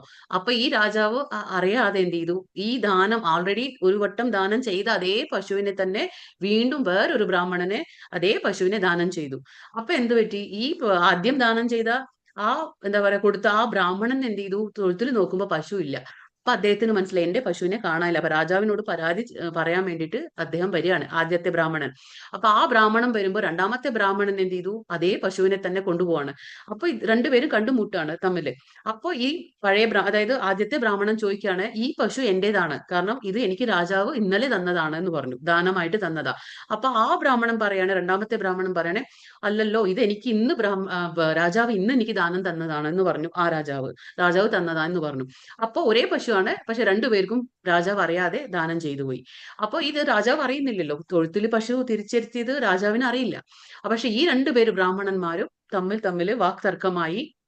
അപ്പൊ അവസാനം അവർക്കൊരു പരിഹാരം വേണ്ടേ? അവർ വീണ്ടും രാജാവിന്റെ അടുത്ത് വരികയാണ്. രാജാവിന്റെ അടുത്ത് വന്ന് ഒരേ പശു, പക്ഷെ രണ്ട് ബ്രാഹ്മണന്മാര് തല്ലുകൂടാണ്. അപ്പൊ എനിക്ക് വേണം എന്ന് പറഞ്ഞു. അപ്പൊ രാജാവ് പറയാണ്, ഇതിന്റെ പകരമായിട്ട് ഞാൻ വേറെ എന്ത് വേണമെങ്കിലും നിങ്ങൾക്ക് തരാം, ഒരാളെങ്കിലും സമാധാനപ്പെടൂ, ഈ ഒരു പശു ഒരാളെ കൊണ്ടുപോയിക്കോട്ടെ എന്ന് പറയും. പക്ഷെ രണ്ടുപേരും സമ്മതിക്കുന്നില്ല. രണ്ടുപേരും പറയണം, അതെങ്ങനെ ഞാൻ കൊടുക്കും, കാരണം ഇത് എനിക്ക് തന്നതാ എന്നും പറഞ്ഞു രണ്ടുപേരും ഇങ്ങനെ പറഞ്ഞു. അപ്പൊ അവസാനം രാജാവിന് ഒന്നും ചെയ്യാൻ പറ്റാത്ത ഒരു അവസ്ഥയായി. അപ്പൊ എന്ത് ചെയ്യുന്നു? ഈ രണ്ടുപേരും ബ്രാഹ്മണന്മാരാണ്. നമുക്കറിയാം ബ്രാഹ്മണന്റെ ശാപം എന്ന് പറഞ്ഞാല് അത്രയും സ്ട്രോങ് ആയിരിക്കില്ലേ. അപ്പൊ രണ്ടുപേർക്കും ദേഷ്യം വന്ന അവസാനം ആ രണ്ടുപേരും തന്നെ രാജാവിനെ ശപിക്കുകയാണ്. ശപിച്ചിട്ട് എന്ത് പറഞ്ഞു? നീ ഉടനടി എന്താ പറയാ ഒരു ഓന്തായി മാറുന്നു പറഞ്ഞു. നീ ഒരു ഓന്തായി ജനിക്കട്ടെ എന്ന് പറഞ്ഞു അവര്. അങ്ങനെ ശപിച്ചിട്ട് രണ്ടുപേരും പോവുകയാണ്. അപ്പൊ ഈ രാജാവിന് ഇപ്പൊ എന്ത് പറ്റി? രാജാവ് നല്ല കാര്യം ചെയ്യാൻ പോയതാ, ദാനം ചെയ്ത് പുണ്യപ്രാപ്തി നേടി ഞാൻ ഒരു എന്താ പറയുക സ്വർഗത്തിലൊക്കെ പോകണം എന്ന് ആഗ്രഹിച്ച ഒരു രാജാവിന്റെ അവസ്ഥയാണ്. അത് ദുരിതത്തിലെത്തി അല്ലെ. അപ്പൊ രാജാവ് അവസാനം മരണപ്പെട്ട് യമന്റെ അടുത്ത് ചെല്ലുമ്പോൾ യമധർമ്മരാജാവ് പറയും, നീ ഒരുപാട് സൽക്കർമ്മങ്ങൾ ചെയ്തിട്ടുണ്ട്, അതിന്റെ കൂടെ ഒരു പാപത്തിന്റെ ഫലവും നിനക്കുണ്ട് എന്ന് പറയും. അപ്പൊ നിനക്കിപ്പോ ഏതാണ് ആദ്യം അനുഭവിക്കേണ്ടതെന്ന് ചോദിക്കും. അപ്പൊ രാജാവ് പറയാണ്, എങ്കിൽ ഞാൻ പാപത്തിന്റെ ഫലം ആദ്യം അനുഭവിച്ചോളാം എന്ന് പറയും. അങ്ങനെ രാജാവ് ഒരു വലിയൊരു ഓന്തായി ഈ ഒരു പൊട്ടക്കിണറ്റില് ജനിക്കുകയാണ്. അവിടെ ആ ഒരു കിണറ്റിന്റെ ഉള്ളിൽ ഇരിക്കുകയാണ്. വലിയൊരു ഓന്തായിട്ട് ഇരിക്കുകയാണ്. എവിടെയാണത്? ദ്വാരകയിൽ. ആ ദ്വാരക എവിടെയാണ്? നമുക്കറിയാം, കൃഷ്ണന്റെ സ്ഥലമാണ്. അപ്പൊ ആ ദ്വാരകയിൽ പൊട്ടക്കിണറ്റില് ഈ ഒരു വലിയൊരു ഓന്തായിട്ട് അവിടെ രാജാവ് ജന്മം എടുത്തു. അവിടെയാണ് ആ രാജാവ് ഇരിക്കുന്നത് ഇപ്പോ. അപ്പൊ അവിടെ എന്താണ്? ഈ കിണറായതുകൊണ്ട് ആരും അവിടെ ആ പരിസരത്തൊന്നും വരാറില്ല. പക്ഷെ ഈ കൃഷ്ണന്റെ മക്കളൊക്കെ അവിടെ കളിച്ചുകൊണ്ടിരിക്കുന്ന സമയത്ത് പന്ത് എന്തായി? കിണറ്റിന്റെ ഉള്ളിൽ വീണു. അപ്പൊ ആ സമയത്ത് കുട്ടികൾ അവിടെ വരികയാണ്. ആ പന്ത് നോക്കാൻ വരുമ്പോ അവിടെ ഒരു വലിയൊരു ഓന്തിനെ കണ്ടപ്പോ അവര് പേടിച്ച് തിരിച്ചെത്തി അച്ഛന്റെ അടുത്ത് പറയാണ്, ആ കിണറ്റില് ഒരു വലിയൊരു ഓന്തുണ്ട് എന്ന് പറയാണ്. എന്നിട്ട് ഭഗവാൻ കൃഷ്ണൻ വരികയാണ് അവിടെ. അപ്പൊ ഭഗവാൻ കൃഷ്ണൻ വന്ന് ഭഗവാൻ കൈ കൊണ്ട് സ്പർശിക്കുകയാണ് ആ ഓന്തിനെ. ഭഗവാന്റെ ആ സ്പർശനം ഏൽക്കുമ്പോൾ തന്നെ ആ ഓന്ത് രാജാവായി മാറുകയാണ്. അപ്പൊ ആ ഭഗവാൻ രാജാവിനോട് ചോദിക്കുകയാണ്, എന്താണ് ഇങ്ങനെ ഒരു അവസ്ഥയ്ക്ക് കാരണമുണ്ടായത്? ഭഗവാനെ അറിയാതെ എന്താ പറയാ, അറിയാത്തത് ഒന്നുമേ ഇല്ല. പക്ഷെ ഭഗവാൻ എല്ലാം അറിയാം. പക്ഷെ എങ്കിലും ഭഗവാൻ രാജാവിനോട് ചോദിച്ചതാണ്, എന്താണ് നിനക്ക് സംഭവിച്ചത് ഇങ്ങനെയെന്ന്. അപ്പൊ രാജാവ് ഈ കഥ പറഞ്ഞു കൊടുക്കുകയാണ്. ഞാൻ ഒരു പുണ്യപ്രാപ്തിക്ക് വേണ്ടി ഞാൻ ഇങ്ങനെ ഒരു കാര്യം ചെയ്തു. പക്ഷെ ആ ദാനം പോലും എനിക്ക് എന്താണ്, അത് ഇങ്ങനെ ഒരു ദുരിതത്തിലേക്കാണ്, ഇങ്ങനെ ഒരു അബദ്ധത്തിലേക്കാണ് ഞാൻ ചെന്ന് ചാടിയത് എന്ന് ആ രാജാവ് ഈ കഥ പറഞ്ഞു കൊടുക്കണം. അപ്പൊ ഇതിൽ നിന്ന് നമുക്ക് എന്താ മനസ്സിലാക്കേണ്ടതെന്ന് വെച്ചാല്, നമ്മൾ എത്ര സൽക്കർമ്മങ്ങൾ ചെയ്താൽ പോലും അത് നമുക്ക് വേണ്ടി ചെയ്യുമ്പോൾ, അല്ലെങ്കിൽ അത് ഫലം ആഗ്രഹിച്ചുകൊണ്ട് ചെയ്യുമ്പോൾ അത് നമ്മളെ ബന്ധനത്തിലാക്കുന്നു, നമ്മളെ ബന്ധിപ്പിക്കുകയാണ് ചെയ്യുന്നത്. ഈ ഭൗതിക ലോകത്തിൽ നമ്മൾ വീണ്ടും വീണ്ടും ജനിക്കേണ്ടതായി വരുന്നു. കാരണം നല്ല കർമ്മം ചെയ്യുമ്പോൾ അതിന്റെ പുണ്യം ഉണ്ടാവും. ആ പുണ്യം നമ്മൾ അനുഭവിച്ചേ തീരുള്ളൂ. അപ്പൊ നമ്മൾ വീണ്ടും ജനിക്കണം. അതുകൊണ്ടാ പറയുന്നത്, നമ്മൾ ഭഗവാന് വേണ്ടിയിട്ട്, അതായത് കൃഷ്ണാവബോധത്തിൽ കർമ്മം ചെയ്യുമ്പോൾ നമുക്കതിന്റെ ബന്ധനമില്ല. അത് പുണ്യമായിക്കോട്ടെ പാപമായിക്കോട്ടെ ഗുണമോ ദോഷമോ ഒന്നും തന്നെ നമ്മളെ ബാധിക്കുകയില്ല. അതാണ് നമ്മളിപ്പോ ഇതിൽ നിന്ന് മനസ്സിലാക്കേണ്ടത്. അതാണ് ഭഗവാൻ പറഞ്ഞു കൊടുക്കണേ, ഭക്തി പുരസരമായി സേവനം ചെയ്യുന്നതാണ് ഏറ്റവും നല്ലത് എന്ന്. അങ്ങനെ ഈ രാജാവിന് മോക്ഷം കിട്ടുകയാണ്. കാരണം ഭഗവാന്റെ സ്പർശനം ഏൽക്കുമ്പോൾ നമുക്കറിയാലോ അല്ലെ, സ്വാഭാവികമായിട്ടും ഭഗവാന്റെ ദർശനം കിട്ടിയാലും ഭഗവാന്റെ സ്പർശനം കിട്ടിയാലും നമുക്ക് എന്താണ്, അത് മോക്ഷമാണ്. പക്ഷെ നമുക്കത് മനസ്സിലാക്കണം, കർമ്മം എങ്ങനെ ചെയ്യണം എന്ന്. ജ്ഞേയ സ നിത്യ സന്യാസി യോ ന ദ്വേഷ്ടി ന കാംക്ഷതി നിർദ്വന്ദ്വോ ഹി മഹാബാഹോ സുഖം ബന്ധാത് പ്രമുച്യത്തെ. കർമ്മഫലങ്ങൾ ആഗ്രഹിക്കുകയോ വെറുക്കുകയോ ചെയ്യാത്ത ആളാണ് നിത്യസന്യാസി. മഹാബാഹുവായ അർജുന, അയാൾ ദ്വന്ദ്വങ്ങളിൽ നിന്നൊഴിഞ്ഞ് എളുപ്പത്തിൽ ഭൗതിക ബന്ധനത്തിൽ നിന്ന് മുക്തനാകുന്നതോടൊപ്പം മോക്ഷം അടയുകയും ചെയ്യുന്നു. അപ്പൊ ഇവിടെ നിത്യസന്യാസി ആരാണ്? അതാണ് ആൻസർ പറയുന്നത് ഭഗവാൻ. നിത്യസന്യാസി എന്ന് പറഞ്ഞാൽ എന്താണ്? നിത്യസന്യാസി എന്ന് പറഞ്ഞാല് ഇവിടെ കർമ്മഫലങ്ങൾ അദ്ദേഹം ആഗ്രഹിക്കുകയുമില്ല, അദ്ദേഹം വെറുക്കുകയും ചെയ്യുന്നില്ല. അപ്പൊ നിത്യസന്യാസി ആരാണ്? അദ്ദേഹത്തിന് കർമ്മഫലങ്ങളെ പറ്റി യാതൊരു ചിന്തയും ഉണ്ടാവില്ല. അത് വന്നാലും വന്നില്ലെങ്കിലും അതിനെ ആഗ്രഹിക്കുന്നുമില്ല, എന്നാ വന്നാലട്ട് അതിനെ വെറുക്കുകയും ചെയ്യുന്നില്ല. അപ്പൊ അങ്ങനെ ഒരു വ്യക്തിയെ നമ്മൾ എന്ത് പറയും? നിത്യസന്യാസി എന്ന് പറയും. അപ്പൊ മഹാബാഹു എന്ന് പറഞ്ഞ അർജുനനെ വിളിക്കുകയാണ്. അയാൾ ദ്വന്ദ്വങ്ങളിൽ നിന്ന് ഒഴിഞ്ഞ്, ദ്വന്ദ്വം എന്ന് പറഞ്ഞാൽ എന്താണ്? നമ്മൾ പറഞ്ഞു, കൃഷ്ണൻ പറഞ്ഞില്ലേ അർജുനനോട്, ലാഭമാണോ നഷ്ടമാണോ, സന്തുഷ്ടിയാണോ സന്താപമാണോ, ആ ജയമാണോ തോൽവിയാണോ, ഇങ്ങനെയുള്ള ഈ ദ്വന്ദ്വങ്ങൾ, സുഖ ദുഃഖം എല്ലാം, ഇങ്ങനെയുള്ളതൊന്നും നമ്മൾ ചിന്തിക്കാൻ പാടില്ല. അങ്ങനെ ആ ഒരു ചിന്തയിൽ നിന്ന് നമ്മൾ പുറത്തു വരണം. അതാണ് ദ്വന്ദ്വങ്ങൾ. ഇതിൽ നിന്നൊഴിഞ്ഞ് എളുപ്പത്തിൽ ഭൗതിക ബന്ധനത്തിൽ നിന്ന് മുക്തനാകുന്നതോടൊപ്പം മോക്ഷം അടയുകയും ചെയ്യും. അപ്പൊ നിത്യസന്യാസിക്ക് മോക്ഷം നേടാൻ വളരെ എളുപ്പമാണ്. കാരണം അവർക്കൊരു ബോധം ഉണ്ടാവും. നമ്മളൊക്കെ എന്താണ്, അവർക്കൊരു ബോധം എന്താണ്? ഈ കാണുന്നതെല്ലാം ഭഗവാന്റെയാണ്, നമ്മൾ ഭഗവാന്റെ ഒരു അംശമാണ്. അപ്പൊ ഭഗവാന്റെ ഒരു അംശമായി നമ്മളിവിടെ ഭഗവാനെ സേവനം ചെയ്യണം. അല്ലാതെ നമ്മൾ ഭരിക്കാൻ പാടില്ല. ഇവിടെ വന്നിട്ട് ഞാൻ നിയന്താവാണെന്ന് നമ്മൾ ചിന്തിക്കാൻ പാടില്ല. ഈ ഞാൻ എന്റെ എന്നുള്ള അഹംഭാവം, അതായത് ആ മിഥ്യ അഹങ്കാരം നമ്മളിൽ നിന്ന് ദൂരെയാവണം. നമ്മൾ പറഞ്ഞില്ലേ, മനസ്സ് ഇന്ദ്രിയം മിഥ്യാഹങ്കാരം, അത് നമ്മളിൽ നിന്ന് ഇല്ലാതാകണം. കാരണം മനസ്സും മിഥ്യാഹാര, പിന്നെ എന്താ പറയുക, ബുദ്ധിയും, ഇതൊക്കെ എന്താണ്? സൂക്ഷ്മ ശരീരമാണ്. ആത്മാവിനെ അത് മരിക്കുമ്പോൾ വേറൊരു ശരീരത്തിലേക്ക് ഇത് കൊണ്ടുപോകും. അതുകൊണ്ട് നമ്മൾ ആ മിഥ്യാഹങ്കാരം ഇല്ലാതെ, എന്താണ് മിഥ്യാഹങ്കാരം എന്ന് പറഞ്ഞാൽ? ഈ ഞാൻ എന്റെ എന്നുള്ളൊക്കെ നമ്മുടെ ചിന്താഗതി, അതായത് ഞാനാണ്, ഇത് ഞാൻ ചെയ്തു, ഇതൊക്കെ എന്റെയാണ്, അത് പാടില്ല. കാരണം ഇതൊക്കെ കൃഷ്ണന്റെയാണ്, ഇതൊക്കെ ഭഗവാന്റെയാണ്. അത് ആ ബോധം നമുക്ക് എപ്പോഴും ഉണ്ടായിരിക്കണം. അങ്ങനെ ഉണ്ടാകുമ്പോൾ നമുക്ക് മോക്ഷത്തിന് വളരെ എളുപ്പമാണ്. അങ്ങനെയുള്ള വ്യക്തികൾ ദ്വന്ദ്ങ്ങളിൽ നിന്ന് ഒഴിഞ്ഞു മാറും. കാരണം അവർക്കറിയാം, സുഖം വന്നാലും ദുഃഖം വന്നാലും എല്ലാം നമ്മൾ സമചിത്തനായി നമ്മൾ സ്വീകരിക്കണം. അതാണ് ഭഗവാൻ പറഞ്ഞു തരുന്നത്. അവർ ആഗ്രഹിക്കുന്നുമില്ല ഫലത്തെ, അവർ വെറുക്കുന്നതും ഇല്ല. സന്യാസസ്തു മഹാബാഹോ ദുഃഖമാപ്തും അയോഗതഃ യോഗയുക്തോ മുനിർബ്രഹ്മാൻ അചിരേണാധിഗച്ഛതി. എല്ലാ കർമ്മങ്ങളും ത്യജിച്ചു വന്നിരിക്കുന്നു. ഭക്തിയുത ഭഗവത് സേവനത്തിൽ ഏർപ്പെടാതെ ആർക്കും സന്തുഷ്ടി നേടാനാവില്ല. നമ്മൾ പറയും കർമ്മങ്ങളെല്ലാം ത്യജിച്ചു എന്ന് പറഞ്ഞിട്ട് കാര്യമില്ല. കാരണം നമ്മളിപ്പോ അതുകൊണ്ടാ ഭഗവാൻ പറയുന്നത്, കർമ്മ സന്യാസത്തെക്കാൾ ഉത്തമം കർമ്മം ഭഗവാനിൽ സമർപ്പിച്ചുകൊണ്ട് ചെയ്യുന്നത്. കാര്യം നമ്മളിപ്പോ ഞാൻ ഒരു കർമ്മം ചെയ്യുന്നില്ല, ഞാൻ വെറുതെ ഇരിക്കാൻ പോവാണെന്ന് പറഞ്ഞ് ഞാൻ വെറുതെ ഇരുന്നാലും എന്താ സംഭവിക്കുക? അവിടെ വെറുതെ ഇരിക്കാൻ പറ്റില്ല. എന്താണ് പ്രോബ്ലം എന്ന് വെച്ചാൽ, അവിടെ ഭഗവാൻ പറയുന്നു ത്യജിച്ചു എന്നിരിക്കലും ഭക്തിയുടെ സേവനത്തിൽ ഏർപ്പെടാതെ ആർക്കും സന്തുഷ്ടി നേടാനാവില്ല. സന്തുഷ്ടി എന്ന് പറഞ്ഞാൽ മനസ്സിന് ആ സമാധാനം കിട്ടുന്നില്ല. കാരണം കിട്ടില്ല. അതുകൊണ്ടാണ് പറയുന്നത്, എന്ത് കാര്യം ചെയ്യുമ്പോഴും ഭഗവാനെ ഓർത്തുകൊണ്ട് ചെയ്യണം. അതാണ് ഇവിടെ പറഞ്ഞത്. ഭക്തിയുത സേവനത്തിൽ ഏർപ്പെട്ടിരിക്കുന്ന ചിന്താശാലിയായ ഒരു വ്യക്തി അചിരേണ പരമപദം പ്രാപിക്കുന്നു. അപ്പൊ പരമപദം പ്രാപിക്കണമെങ്കിൽ നമ്മൾ എന്ത് ചെയ്യണം? ഭഗവാനെ ഓർക്കണം. എപ്പോഴും എന്താണ്? ഭഗവാനെ ഓർത്തുകൊണ്ട് നമ്മൾ കർമ്മം ചെയ്യണം. അല്ലാതെ വെറുതെ ഞാൻ കർമ്മം ത്യജിക്കുകയാണ്, എനിക്ക് ഒന്നും ചെയ്യാൻ ഇഷ്ടമല്ല, ഞാൻ കർമ്മം ത്യജിച്ച് ഞാൻ ഒരു സന്യാസി ആവാണെന്ന് പറയുമ്പോൾ അതെന്താണ്? ഉത്തരവാദിത്വത്തിൽ നിന്ന് നമ്മൾ ഒളിച്ചോട്ടമാണ്, അല്ലാതെ വേറെ ഒന്നുമല്ല. അത് നമ്മൾ വെറുതെ പണിയെടുക്കാൻ പറ്റാതെ അല്ലെങ്കിൽ കർമ്മം ചെയ്യാൻ താല്പര്യമില്ലാണ്ട് നമ്മൾ ഒളിച്ചോടാണ്. അല്ലാതെ നമുക്ക് ആഗ്രഹങ്ങളില്ലാതെയല്ല, ഉള്ളിൽ ആസക്തിയുണ്ട്, ആഗ്രഹമുണ്ട്. അത് വെറുതെ വേഷം സന്യാസത്തിന്റെ അണിഞ്ഞുകൊണ്ട് നമ്മൾ ചുമ്മാ പണിയെടുക്കാൻ മടിയായിട്ട് നമ്മൾ ആ ഉത്തരത്തിൽ നിന്ന് ഒളിച്ചോട്ടം മാത്രമാണ്. അപ്പൊ സന്തുഷ്ടി സമാധാനം നമുക്ക് നേടണമെങ്കിൽ നമ്മൾ ഭഗവത് സേവനത്തിൽ ഏർപ്പെടണം. എങ്കിൽ മാത്രമേ നമുക്കത് കിട്ടുകയുള്ളൂ. അതാണ് ഇവിടെ പറഞ്ഞു തരുന്നത്. അപ്പൊ ദാനവും ധർമ്മവും എല്ലാം ചെയ്തിട്ടും നമുക്ക് എന്താ ആ രാജാവിൽ നിന്ന് മനസ്സിലായത്? അദ്ദേഹം എത്ര നല്ല കാര്യമാണ് ചെയ്യാൻ പോയത് അല്ലെ? ഒരു നല്ല പുണ്യപ്രാപ്തിക്ക് വേണ്ടി സ്വർഗത്തിലേക്ക് പോകണം എന്നുള്ള ആഗ്രഹം കൊണ്ട് അദ്ദേഹം ചെയ്തു. എന്നിട്ട് എന്താണ് കിട്ടിയത്? അദ്ദേഹത്തിന് ശാപം ഏൽക്കേണ്ടി വന്നു അല്ലെ? അപ്പൊ അതുകൊണ്ടാ ഭഗവാൻ പറയുന്നത് ഇതൊന്നും വേണ്ട, ഭക്തി സേവനം. അതാണ് നമ്മൾ പറഞ്ഞില്ലേ, ഭഗവത് സേവനം എങ്ങനെയാണ്? ശ്രവണം, വെറും ഭഗവാന്റെ കാര്യങ്ങൾ കേട്ടുകൊണ്ട് അല്ലെങ്കിൽ ഭഗവാന്റെ കാര്യങ്ങൾ സംസാരിച്ചുകൊണ്ട് ഭഗവാനെ ഓർത്തുകൊണ്ട്, വിഷ്ണു സ്മരണം. ഏത് കാര്യം ചെയ്യുമ്പോൾ ഇപ്പൊ നമ്മൾ അടുക്കളയിലൊക്കെ പണിയെടുക്കും അല്ലെ? നമ്മൾ കാലത്ത് എഴുന്നേറ്റ് രാത്രി വരെ നമുക്ക് എത്ര പണിയുണ്ട് അല്ലെ? ജോലിയുണ്ട്. നമ്മൾ ഓഫീസിൽ പോകുന്ന ആൾക്കാരായിരിക്കാം, നമ്മൾ വീട്ടിൽ എന്താ പറയാ, വീട്ടമ്മമാർക്ക് എത്രമാത്രം പണിയുണ്ട് വീട്ടിലല്ലേ? എന്തെല്ലാം നമ്മൾ ജോലി ചെയ്തോട്ടെ, എന്തെല്ലാം നമ്മൾ പണിയെടുത്തോട്ടെ, പക്ഷെ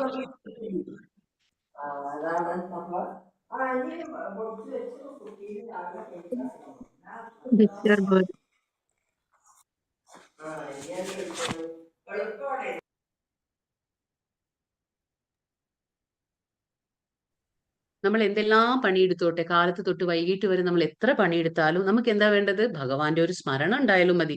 അതായത് ഇപ്പൊ നമ്മൾ ഭഗവാന്റെ കഥകൾ കേൾക്കുന്നല്ലേ? ഇപ്പൊ നിങ്ങൾ ദിവസേന ഭഗവത്ഗീത ക്ലാസ് അറ്റൻഡ് ചെയ്യുന്നു, ഭഗവാന്റെ ശ്രവണം ചെയ്യുന്നു, അതൊരു സേവനം തന്നെയാണ്. അപ്പൊ നിങ്ങൾ എന്താ ചെയ്യേണ്ടത്? അപ്പൊ ആ സേവനം ഇപ്പൊ എന്താ ക്ലാസ്സിൽ നമ്മൾ കേട്ടത്? എന്ത് നമുക്ക് മനസ്സിലാക്കാൻ പറ്റി? എന്തൊക്കെ നമ്മൾ എഴുതിയെടുത്തു? അതൊക്കെ ഒന്നും കൂടി ഓർക്കുക. അതൊക്കെ ഓർത്ത് നമ്മളിപ്പോ അടുക്കളയിലായിരിക്കാം, നമ്മളിപ്പോ ഭക്ഷണം പാകം ചെയ്യുമ്പോഴും അത് ഓർക്കുക, അല്ലെങ്കിൽ ആ ക്ലാസ് കേട്ടുകൊണ്ടിരിക്കുക. അപ്പൊ എന്തായി? അത് സേവനം തന്നെയാ. നമ്മൾ ഭൗതികമായിട്ടുള്ള കാര്യമാണ് ചെയ്യുന്നത്, എങ്കിലും അത് സേവനം തന്നെ. കാരണം എന്താണ്? നമ്മുടെ സ്മരണയിൽ ആരാണ്? ഭഗവാനാണ്. അപ്പൊ നമ്മൾ ഭഗവാനെ ഓർത്തുകൊണ്ട് എന്ത് കാര്യം ചെയ്യുമ്പോഴും, അത് അടുക്കള പണി ആയിക്കോട്ടെ, അത് അടിച്ചുവാരലായിക്കോട്ടെ, അത് നമ്മളിപ്പോ ജോലിക്ക് പോകുന്നു, എന്ത് ചെയ്യുമ്പോഴും ഭഗവാന്റെ സ്മരണം വരുമ്പോഴെന്താണ്? അത് ഭഗവത് സേവനം തന്നെയാണ്. അപ്പൊ 9 രീതിയിൽ നമുക്ക് എല്ലാം ചെയ്യാൻ പറ്റില്ലെങ്കിലും ഏതെങ്കിലും ഒരു രീതി, നമുക്ക് ഇഷ്ടമുള്ള ഏതെങ്കിലും ഒരു രീതി നമുക്ക് തിരഞ്ഞെടുക്കാം. അത് ശ്രവണമാണെങ്കിലും, അത് ഭഗവാനെ ഓർക്കുകയാണെങ്കിലും, എന്താണെങ്കിലും കുഴപ്പമില്ല. പക്ഷെ ഭഗവാനെ നമ്മൾ ഓർക്കണം, സ്മരിക്കണം. അതാണ് ഏറ്റവും ഇമ്പോർട്ടന്റ്. പിന്നെ 2 തരം സന്യാസികളുണ്ട്. അപ്പൊ നമ്മൾ പറഞ്ഞു, സന്യാസത്തെ കുറിച്ച് പറഞ്ഞു അല്ലെ? കർമ്മ സന്യാസം. അപ്പൊ 2 തരം സന്യാസികളുണ്ട്. ആരാണത്? വൈഷ്ണവ സന്യാസി, മായാവാദ സന്യാസി എന്ന് പറയും. അപ്പൊ വൈഷ്ണവ സന്യാസി എന്ന് പറയുമ്പോൾ എന്താണ്? അദ്ദേഹത്തിന് നല്ല ബോധം ഉണ്ടായിരിക്കും. അതായത് ഈ എന്താ പറയാ, ഈ ഭക്തിയുത സേവനത്തിൽ ഏർപ്പെടാതെ നമ്മുടെ ആ ഒരു കർമ്മത്തിനും നമുക്ക് എന്താ പറയാ, കർമ്മത്തിൽ നിന്ന് നമുക്ക് മോചനം കിട്ടുകയില്ല എന്ന് അദ്ദേഹത്തിന് നല്ല ബോധ്യമുണ്ടാവും. അതുകൊണ്ട് അദ്ദേഹം ചെയ്യുന്ന ഓരോ കാര്യത്തിലും ഭഗവാനെ ഉൾപ്പെടുത്തും. അപ്പോ കർമ്മത്തിന്റെ ഫലം അദ്ദേഹം ആഗ്രഹിക്കുന്നില്ല, കർമ്മത്തിലും അദ്ദേഹത്തിന് ആസക്തി ഉണ്ടാവില്ല. കൃഷ്ണനെ ആ മധ്യത്തിൽ നിർത്തിക്കൊണ്ട് എല്ലാ കർമ്മങ്ങളും ചെയ്യുന്ന വ്യക്തിയാണ് വൈഷ്ണവ സന്യാസി. അദ്ദേഹം വൈഷ്ണവ സന്യാസി എന്ന് എന്തുകൊണ്ട് പറയുന്നു? കർമ്മത്തിന്റെ ഫലങ്ങളോ കർമ്മത്തിനോ ഒന്നിനും അറ്റാച്ച്മെന്റ് ഇല്ല, അതായത് ആസക്തി ഉണ്ടാവില്ല അദ്ദേഹത്തിന്. മായാവാദ സന്യാസി എന്ന് പറഞ്ഞാൽ എന്താണ്? അവർ എന്താണ്? ഭഗവാന്റെ എല്ലാവിധ ജ്ഞാനവും അവർ ആർജിച്ചിരിക്കും. മായാവാദ സന്യാസികളുടെ പ്രത്യേകത എന്ന് പറഞ്ഞാല് അവർക്ക് ഭഗവാനെ കുറിച്ചുള്ള എല്ലാ വേദജ്ഞാനവും അവർക്ക് അറിവുണ്ടായിരിക്കും. എല്ലായിരിക്കും. നമ്മൾ പറഞ്ഞില്ലേ 3 തരത്തിൽ പരമസത്യത്തെ മനസ്സിലാക്കൽ എങ്ങനെയാണ്? ബ്രഹ്മൻ, പരമാത്മാ, പിന്നെ എന്ത് പറഞ്ഞു? ഭഗവാൻ. അപ്പൊ ആദ്യത്തെ നമ്മൾ എന്ത് പറഞ്ഞു? ബ്രഹ്മൻ. അതെന്താണത്? ആ ഭഗവാന്റെ വെളിച്ചം, ഭഗവാന്റെ ശരീരത്തിൽ നിന്നും വരുന്ന ആ വെളിച്ചത്തെ, ആ ഒരു ചൈതന്യത്തെ അല്ലെങ്കിൽ ബ്രഹ്മജ്യോതിസിനെ അവരെന്ത് പറയും? ഭഗവാന് രൂപമില്ല, വ്യക്തമായ രൂപമില്ല. ഭഗവാൻ എന്ന് പറഞ്ഞാൽ ഒരു വെളിച്ചം മാത്രമാണ്, ഭഗവാൻ എന്ന് പറഞ്ഞാൽ ഒരു ചൈതന്യം മാത്രം എന്ന് പറഞ്ഞ് അതിൽ ലയിക്കാൻ ആഗ്രഹിക്കുന്ന ആൾക്കാരുണ്ടല്ലോ, അവരാണ് ഈ നമ്മൾ പറഞ്ഞ മായാവാദ സന്യാസികള്. അപ്പൊ മായാവാദ സന്യാസി അവരെന്താ? മായാവാദ സന്യാസി എന്തുകൊണ്ട് നമ്മൾ പറയുന്ന വെച്ചാൽ അവര് ബ്രഹ്മസത്യ ജഗത് മിഥ്യ എന്ന് പറയും. അതായത് ബ്രഹ്മസത്യ, ബ്രഹ്മം സത്യം, ഈ കാണുന്ന എല്ലാം മിഥ്യയാണ്, മായാലോകമാണ്, ഇതൊക്കെ മായയാണ്, ഭഗവാൻ മാത്രം സത്യം. അതെങ്ങനെയാണ്? അതൊരു ജ്യോതിസ് മാത്രം, ഒരു ചൈതന്യം മാത്രം. ആ വെളിച്ചത്തിലേക്ക്, ആ ചൈതന്യത്തിലേക്ക് നമുക്ക് ലയിക്കണം, ബാക്കി ഈ കാണുന്നതൊക്കെ മായയാണ്. അപ്പൊ എല്ലാവരും വേണ്ട വേണ്ട എന്നുള്ള ആ ഒരു ഇതിലാണ് നമ്മൾ അങ്ങനെ ത്യാഗം ചെയ്യുന്നില്ല. യുക്തവൈരാഗ്യം എന്ന് പറഞ്ഞാൽ എന്താണ്? ഇത് വേണ്ട അത് വേണ്ട ഒന്നും പറയില്ല, നമ്മളെല്ലാം സ്വീകരിക്കും. എങ്ങനെയാണ്? വൈഷ്ണവ സന്യാസി എല്ലാം ജീവിതത്തിൽ സ്വീകരിക്കും, പക്ഷെ അതെല്ലാം ഭഗവത് സേവനത്തിൽ ഏർപ്പെടുത്തും. അതാണ് വ്യത്യാസം അവിടെ. ഇവർക്ക് ഒരുപാട് ജ്ഞാനം ഉണ്ടായിരിക്കും. ആർക്ക്? മായാവത സന്യാസികൾക്ക് ഒരുപാട് ജ്ഞാനമുണ്ട്.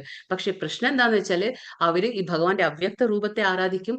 അവർക്ക് എന്താന്ന് വെച്ചാൽ ബ്രഹ്മസത്യ, ബാക്കി കാണുന്നതെല്ലാം മിഥ്യയാണ്, അതെല്ലാം എന്താ പറയാ, അതെല്ലാം മായയാണെന്ന് അവര് കണക്കാക്കും.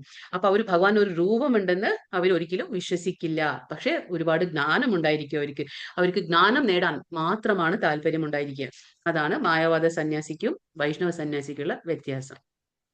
ബ്രഹ്മണ്യാധായ കർമാണി സംഗം ത്യക്ത്വാ കരോതി യഃ ലിപ്യതേന സ പാപേന പദ്മപത്ര ഇവാംബസ. ആസക്തി കൂടാതെ ഫലത്തെ പരമപുരുഷന് സമർപ്പിച്ചുകൊണ്ട് തന്റെ കർത്തവ്യങ്ങളെ അനുഷ്ഠിക്കുന്ന ഒരാളെ താമരയിലയിലെ വെള്ളം എന്ന പോലെ ദുഷ്കർമ്മ ഫലങ്ങൾ ബാധിക്കുകയില്ല. ഇതെങ്ങനെ ഒരു ഉദാഹരണം പറയണം. അതായത് കർമ്മങ്ങൾ നമ്മളെ ബാധിക്കാൻ പാടില്ല. നമ്മൾ പറഞ്ഞില്ലേ, കർമ്മബന്ധനത്തിൽ പെടരുത്. അതായത് അത് നല്ല കർമ്മമാണെങ്കിലും അത് ചീത്ത കർമ്മം എന്തായാലും നമുക്ക് കർമ്മഫലങ്ങൾ പാടില്ല. അപ്പൊ നമുക്ക് കർമ്മഫലങ്ങളിൽ എന്താ പറയാ, നമ്മൾ കർമ്മഫലങ്ങൾ നമ്മളെ ബന്ധിക്കാൻ പാടില്ല എങ്കിൽ അതെങ്ങനെയാണ്? ഒരു താമരയില, ഇപ്പൊ താമരയിലയെ നമ്മൾ വെള്ളത്തിൽ മുക്കി എടുക്കുമ്പോഴും എന്താണ്? താമരയിലയിൽ ഒരു തരി പോലും വെള്ളം പറ്റി നിൽക്കുന്നില്ല. ഇപ്പൊ നമുക്ക് ആ ചിത്രത്തിൽ കാണാം അല്ലെ, താമരയിലയിൽ മുകളിൽ വെള്ളം എങ്ങനെ നിൽക്കുക? ഒരു മുത്തുമണി പോലെ അതിങ്ങനെ നിൽക്കും അല്ലെ. അതിങ്ങനെ ആക്കുമ്പോഴത്തേക്ക് അത് വീഴും, താഴെ വീഴും. അപ്പൊ അതാണ്. അതുപോലെ നമ്മൾ എങ്ങനെ കർമ്മം ചെയ്യണം? അത് എന്താ പറയാ, നമ്മളെ ബന്ധിപ്പിക്കാൻ പാടില്ല. ഈ ഇഹലോകത്തിലായിക്കോട്ടെ എവിടെ ആയിക്കോട്ടെ നമ്മളെ ബന്ധിപ്പിക്കാൻ പാടില്ല. അതുകൊണ്ടാണ് കൃഷ്ണന് വേണ്ടിയിട്ട് ചെയ്യുമ്പോൾ എന്താണ്? അതിന്റെ ഫലങ്ങൾ നമുക്ക് കിട്ടില്ല. അപ്പൊ നിത്യസന്യാസി അതുകൊണ്ടാണ് ചെയ്യുന്നത്. എന്ത് കർമ്മം ചെയ്യുമ്പോഴും ഭഗവാനെ സെൻട്രലിൽ വെച്ച്, അതായത് ഭഗവാനെ മധ്യത്തിൽ നിർത്തിക്കൊണ്ട് സർവം കൃഷ്ണന് അർപ്പിച്ചുകൊണ്ട് കർമ്മങ്ങൾ ചെയ്യുന്നു. എല്ലാ കർമ്മങ്ങളും കൃഷ്ണൻ അർപ്പിച്ചുകൊണ്ട് ചെയ്യുമ്പോൾ തന്നെ അത് നമ്മളെ ബാധിക്കുന്നില്ല. അതാണ് പറയുന്നത്. താമരയിലയിലെ അതാണ് വെള്ളത്തിൽ എങ്ങനെയാണോ വെള്ളത്തിലിടുമ്പോ താമരയില എങ്ങനെയാണോ അതേപോലെ നമ്മളും ജീവിതത്തില് നമ്മൾ ഓരോ കർമ്മം ചെയ്യുമ്പോഴും നമ്മൾ അത് ഭഗവാന് സമർപ്പിച്ചുകൊണ്ട് ചെയ്യുമ്പോൾ എന്താണ്? നമ്മൾ കർമ്മം ചെയ്താൽ നമുക്ക് ദുഷ്കർമ്മ ഫലം നമ്മളെ പറ്റി പിടിക്കുന്നില്ല, അല്ലെങ്കിൽ നമ്മളെ ബാധിക്കുന്നില്ല.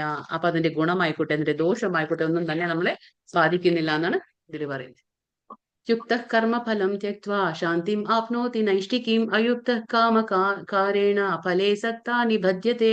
സ്ഥിരചിത്തനായ ഒരു ഭക്തൻ കർമ്മഫലങ്ങളെല്ലാം എനിക്ക് അർപ്പിക്കുന്നത് കൊണ്ട് സമ്പൂർണ്ണ സമാധാനം നേടുന്നു. ഭഗവാൻ പറയാണ്, ആരാണ് സ്ഥിരചിത്തനായ ഭക്തൻ? സമ്പൂർണ്ണ സമാധാനം കിട്ടും. ആർക്ക്? സ്ഥിരചിത്തനായ ഒരു ഭക്തന്. കാര്യം എന്താണ്? അദ്ദേഹം എല്ലാം ഭക്തൻ കർമ്മ ഫലങ്ങളെല്ലാം ആർക്കാണ് കൊടുക്കുന്നത്? ഭഗവാൻ അർപ്പിക്കുകയാണ്. എനിക്ക് വേണ്ട. ഞാനിപ്പോ നമുക്ക് എല്ലാവർക്കും എങ്ങനെയാ, നമ്മൾ എന്തെങ്കിലും ഒരു കാര്യം ചെയ്താൽ നമ്മൾ ആകാംക്ഷയോടെ കാത്തിരിക്കൂലേ, എന്താണ് അതിന്റെ റിസൾട്ട്? അതിനിപ്പോ ശരിയായോ, ഞാൻ ചെയ്തത് ശരിയായോ തെറ്റായോ, ഇനിയിപ്പോ അത് എന്താ വരിക, എനിക്ക് പോസിറ്റീവ് ആയിരിക്കോ, അതിന്റെ റിസൾട്ട് നെഗറ്റീവ് ആയിരിക്കോ എന്നൊക്കെ നമ്മളിങ്ങനെ ചിന്തിച്ചുകൊണ്ടേയിരിക്കും. അതാണ് നമ്മുടെ ഉത്കണ്ഠയ്ക്കുള്ള ആ ഒരു കാരണം. അപ്പൊ നമ്മൾ അതിനെ ചിന്തിക്കരുത്. എന്തോ നമ്മൾ കർമ്മം ചെയ്യുന്നു, കാലത്ത് എഴുന്നേറ്റ് രാത്രി വരെ നമ്മൾ കർമ്മം ചെയ്യുന്നു, അത് കർമ്മം ഭഗവാന് വിട്ടുകൊടുക്കുക. എന്ത് തന്നെ ആയിക്കോട്ടെ അത് ഭഗവാൻ നോക്കിക്കോളും.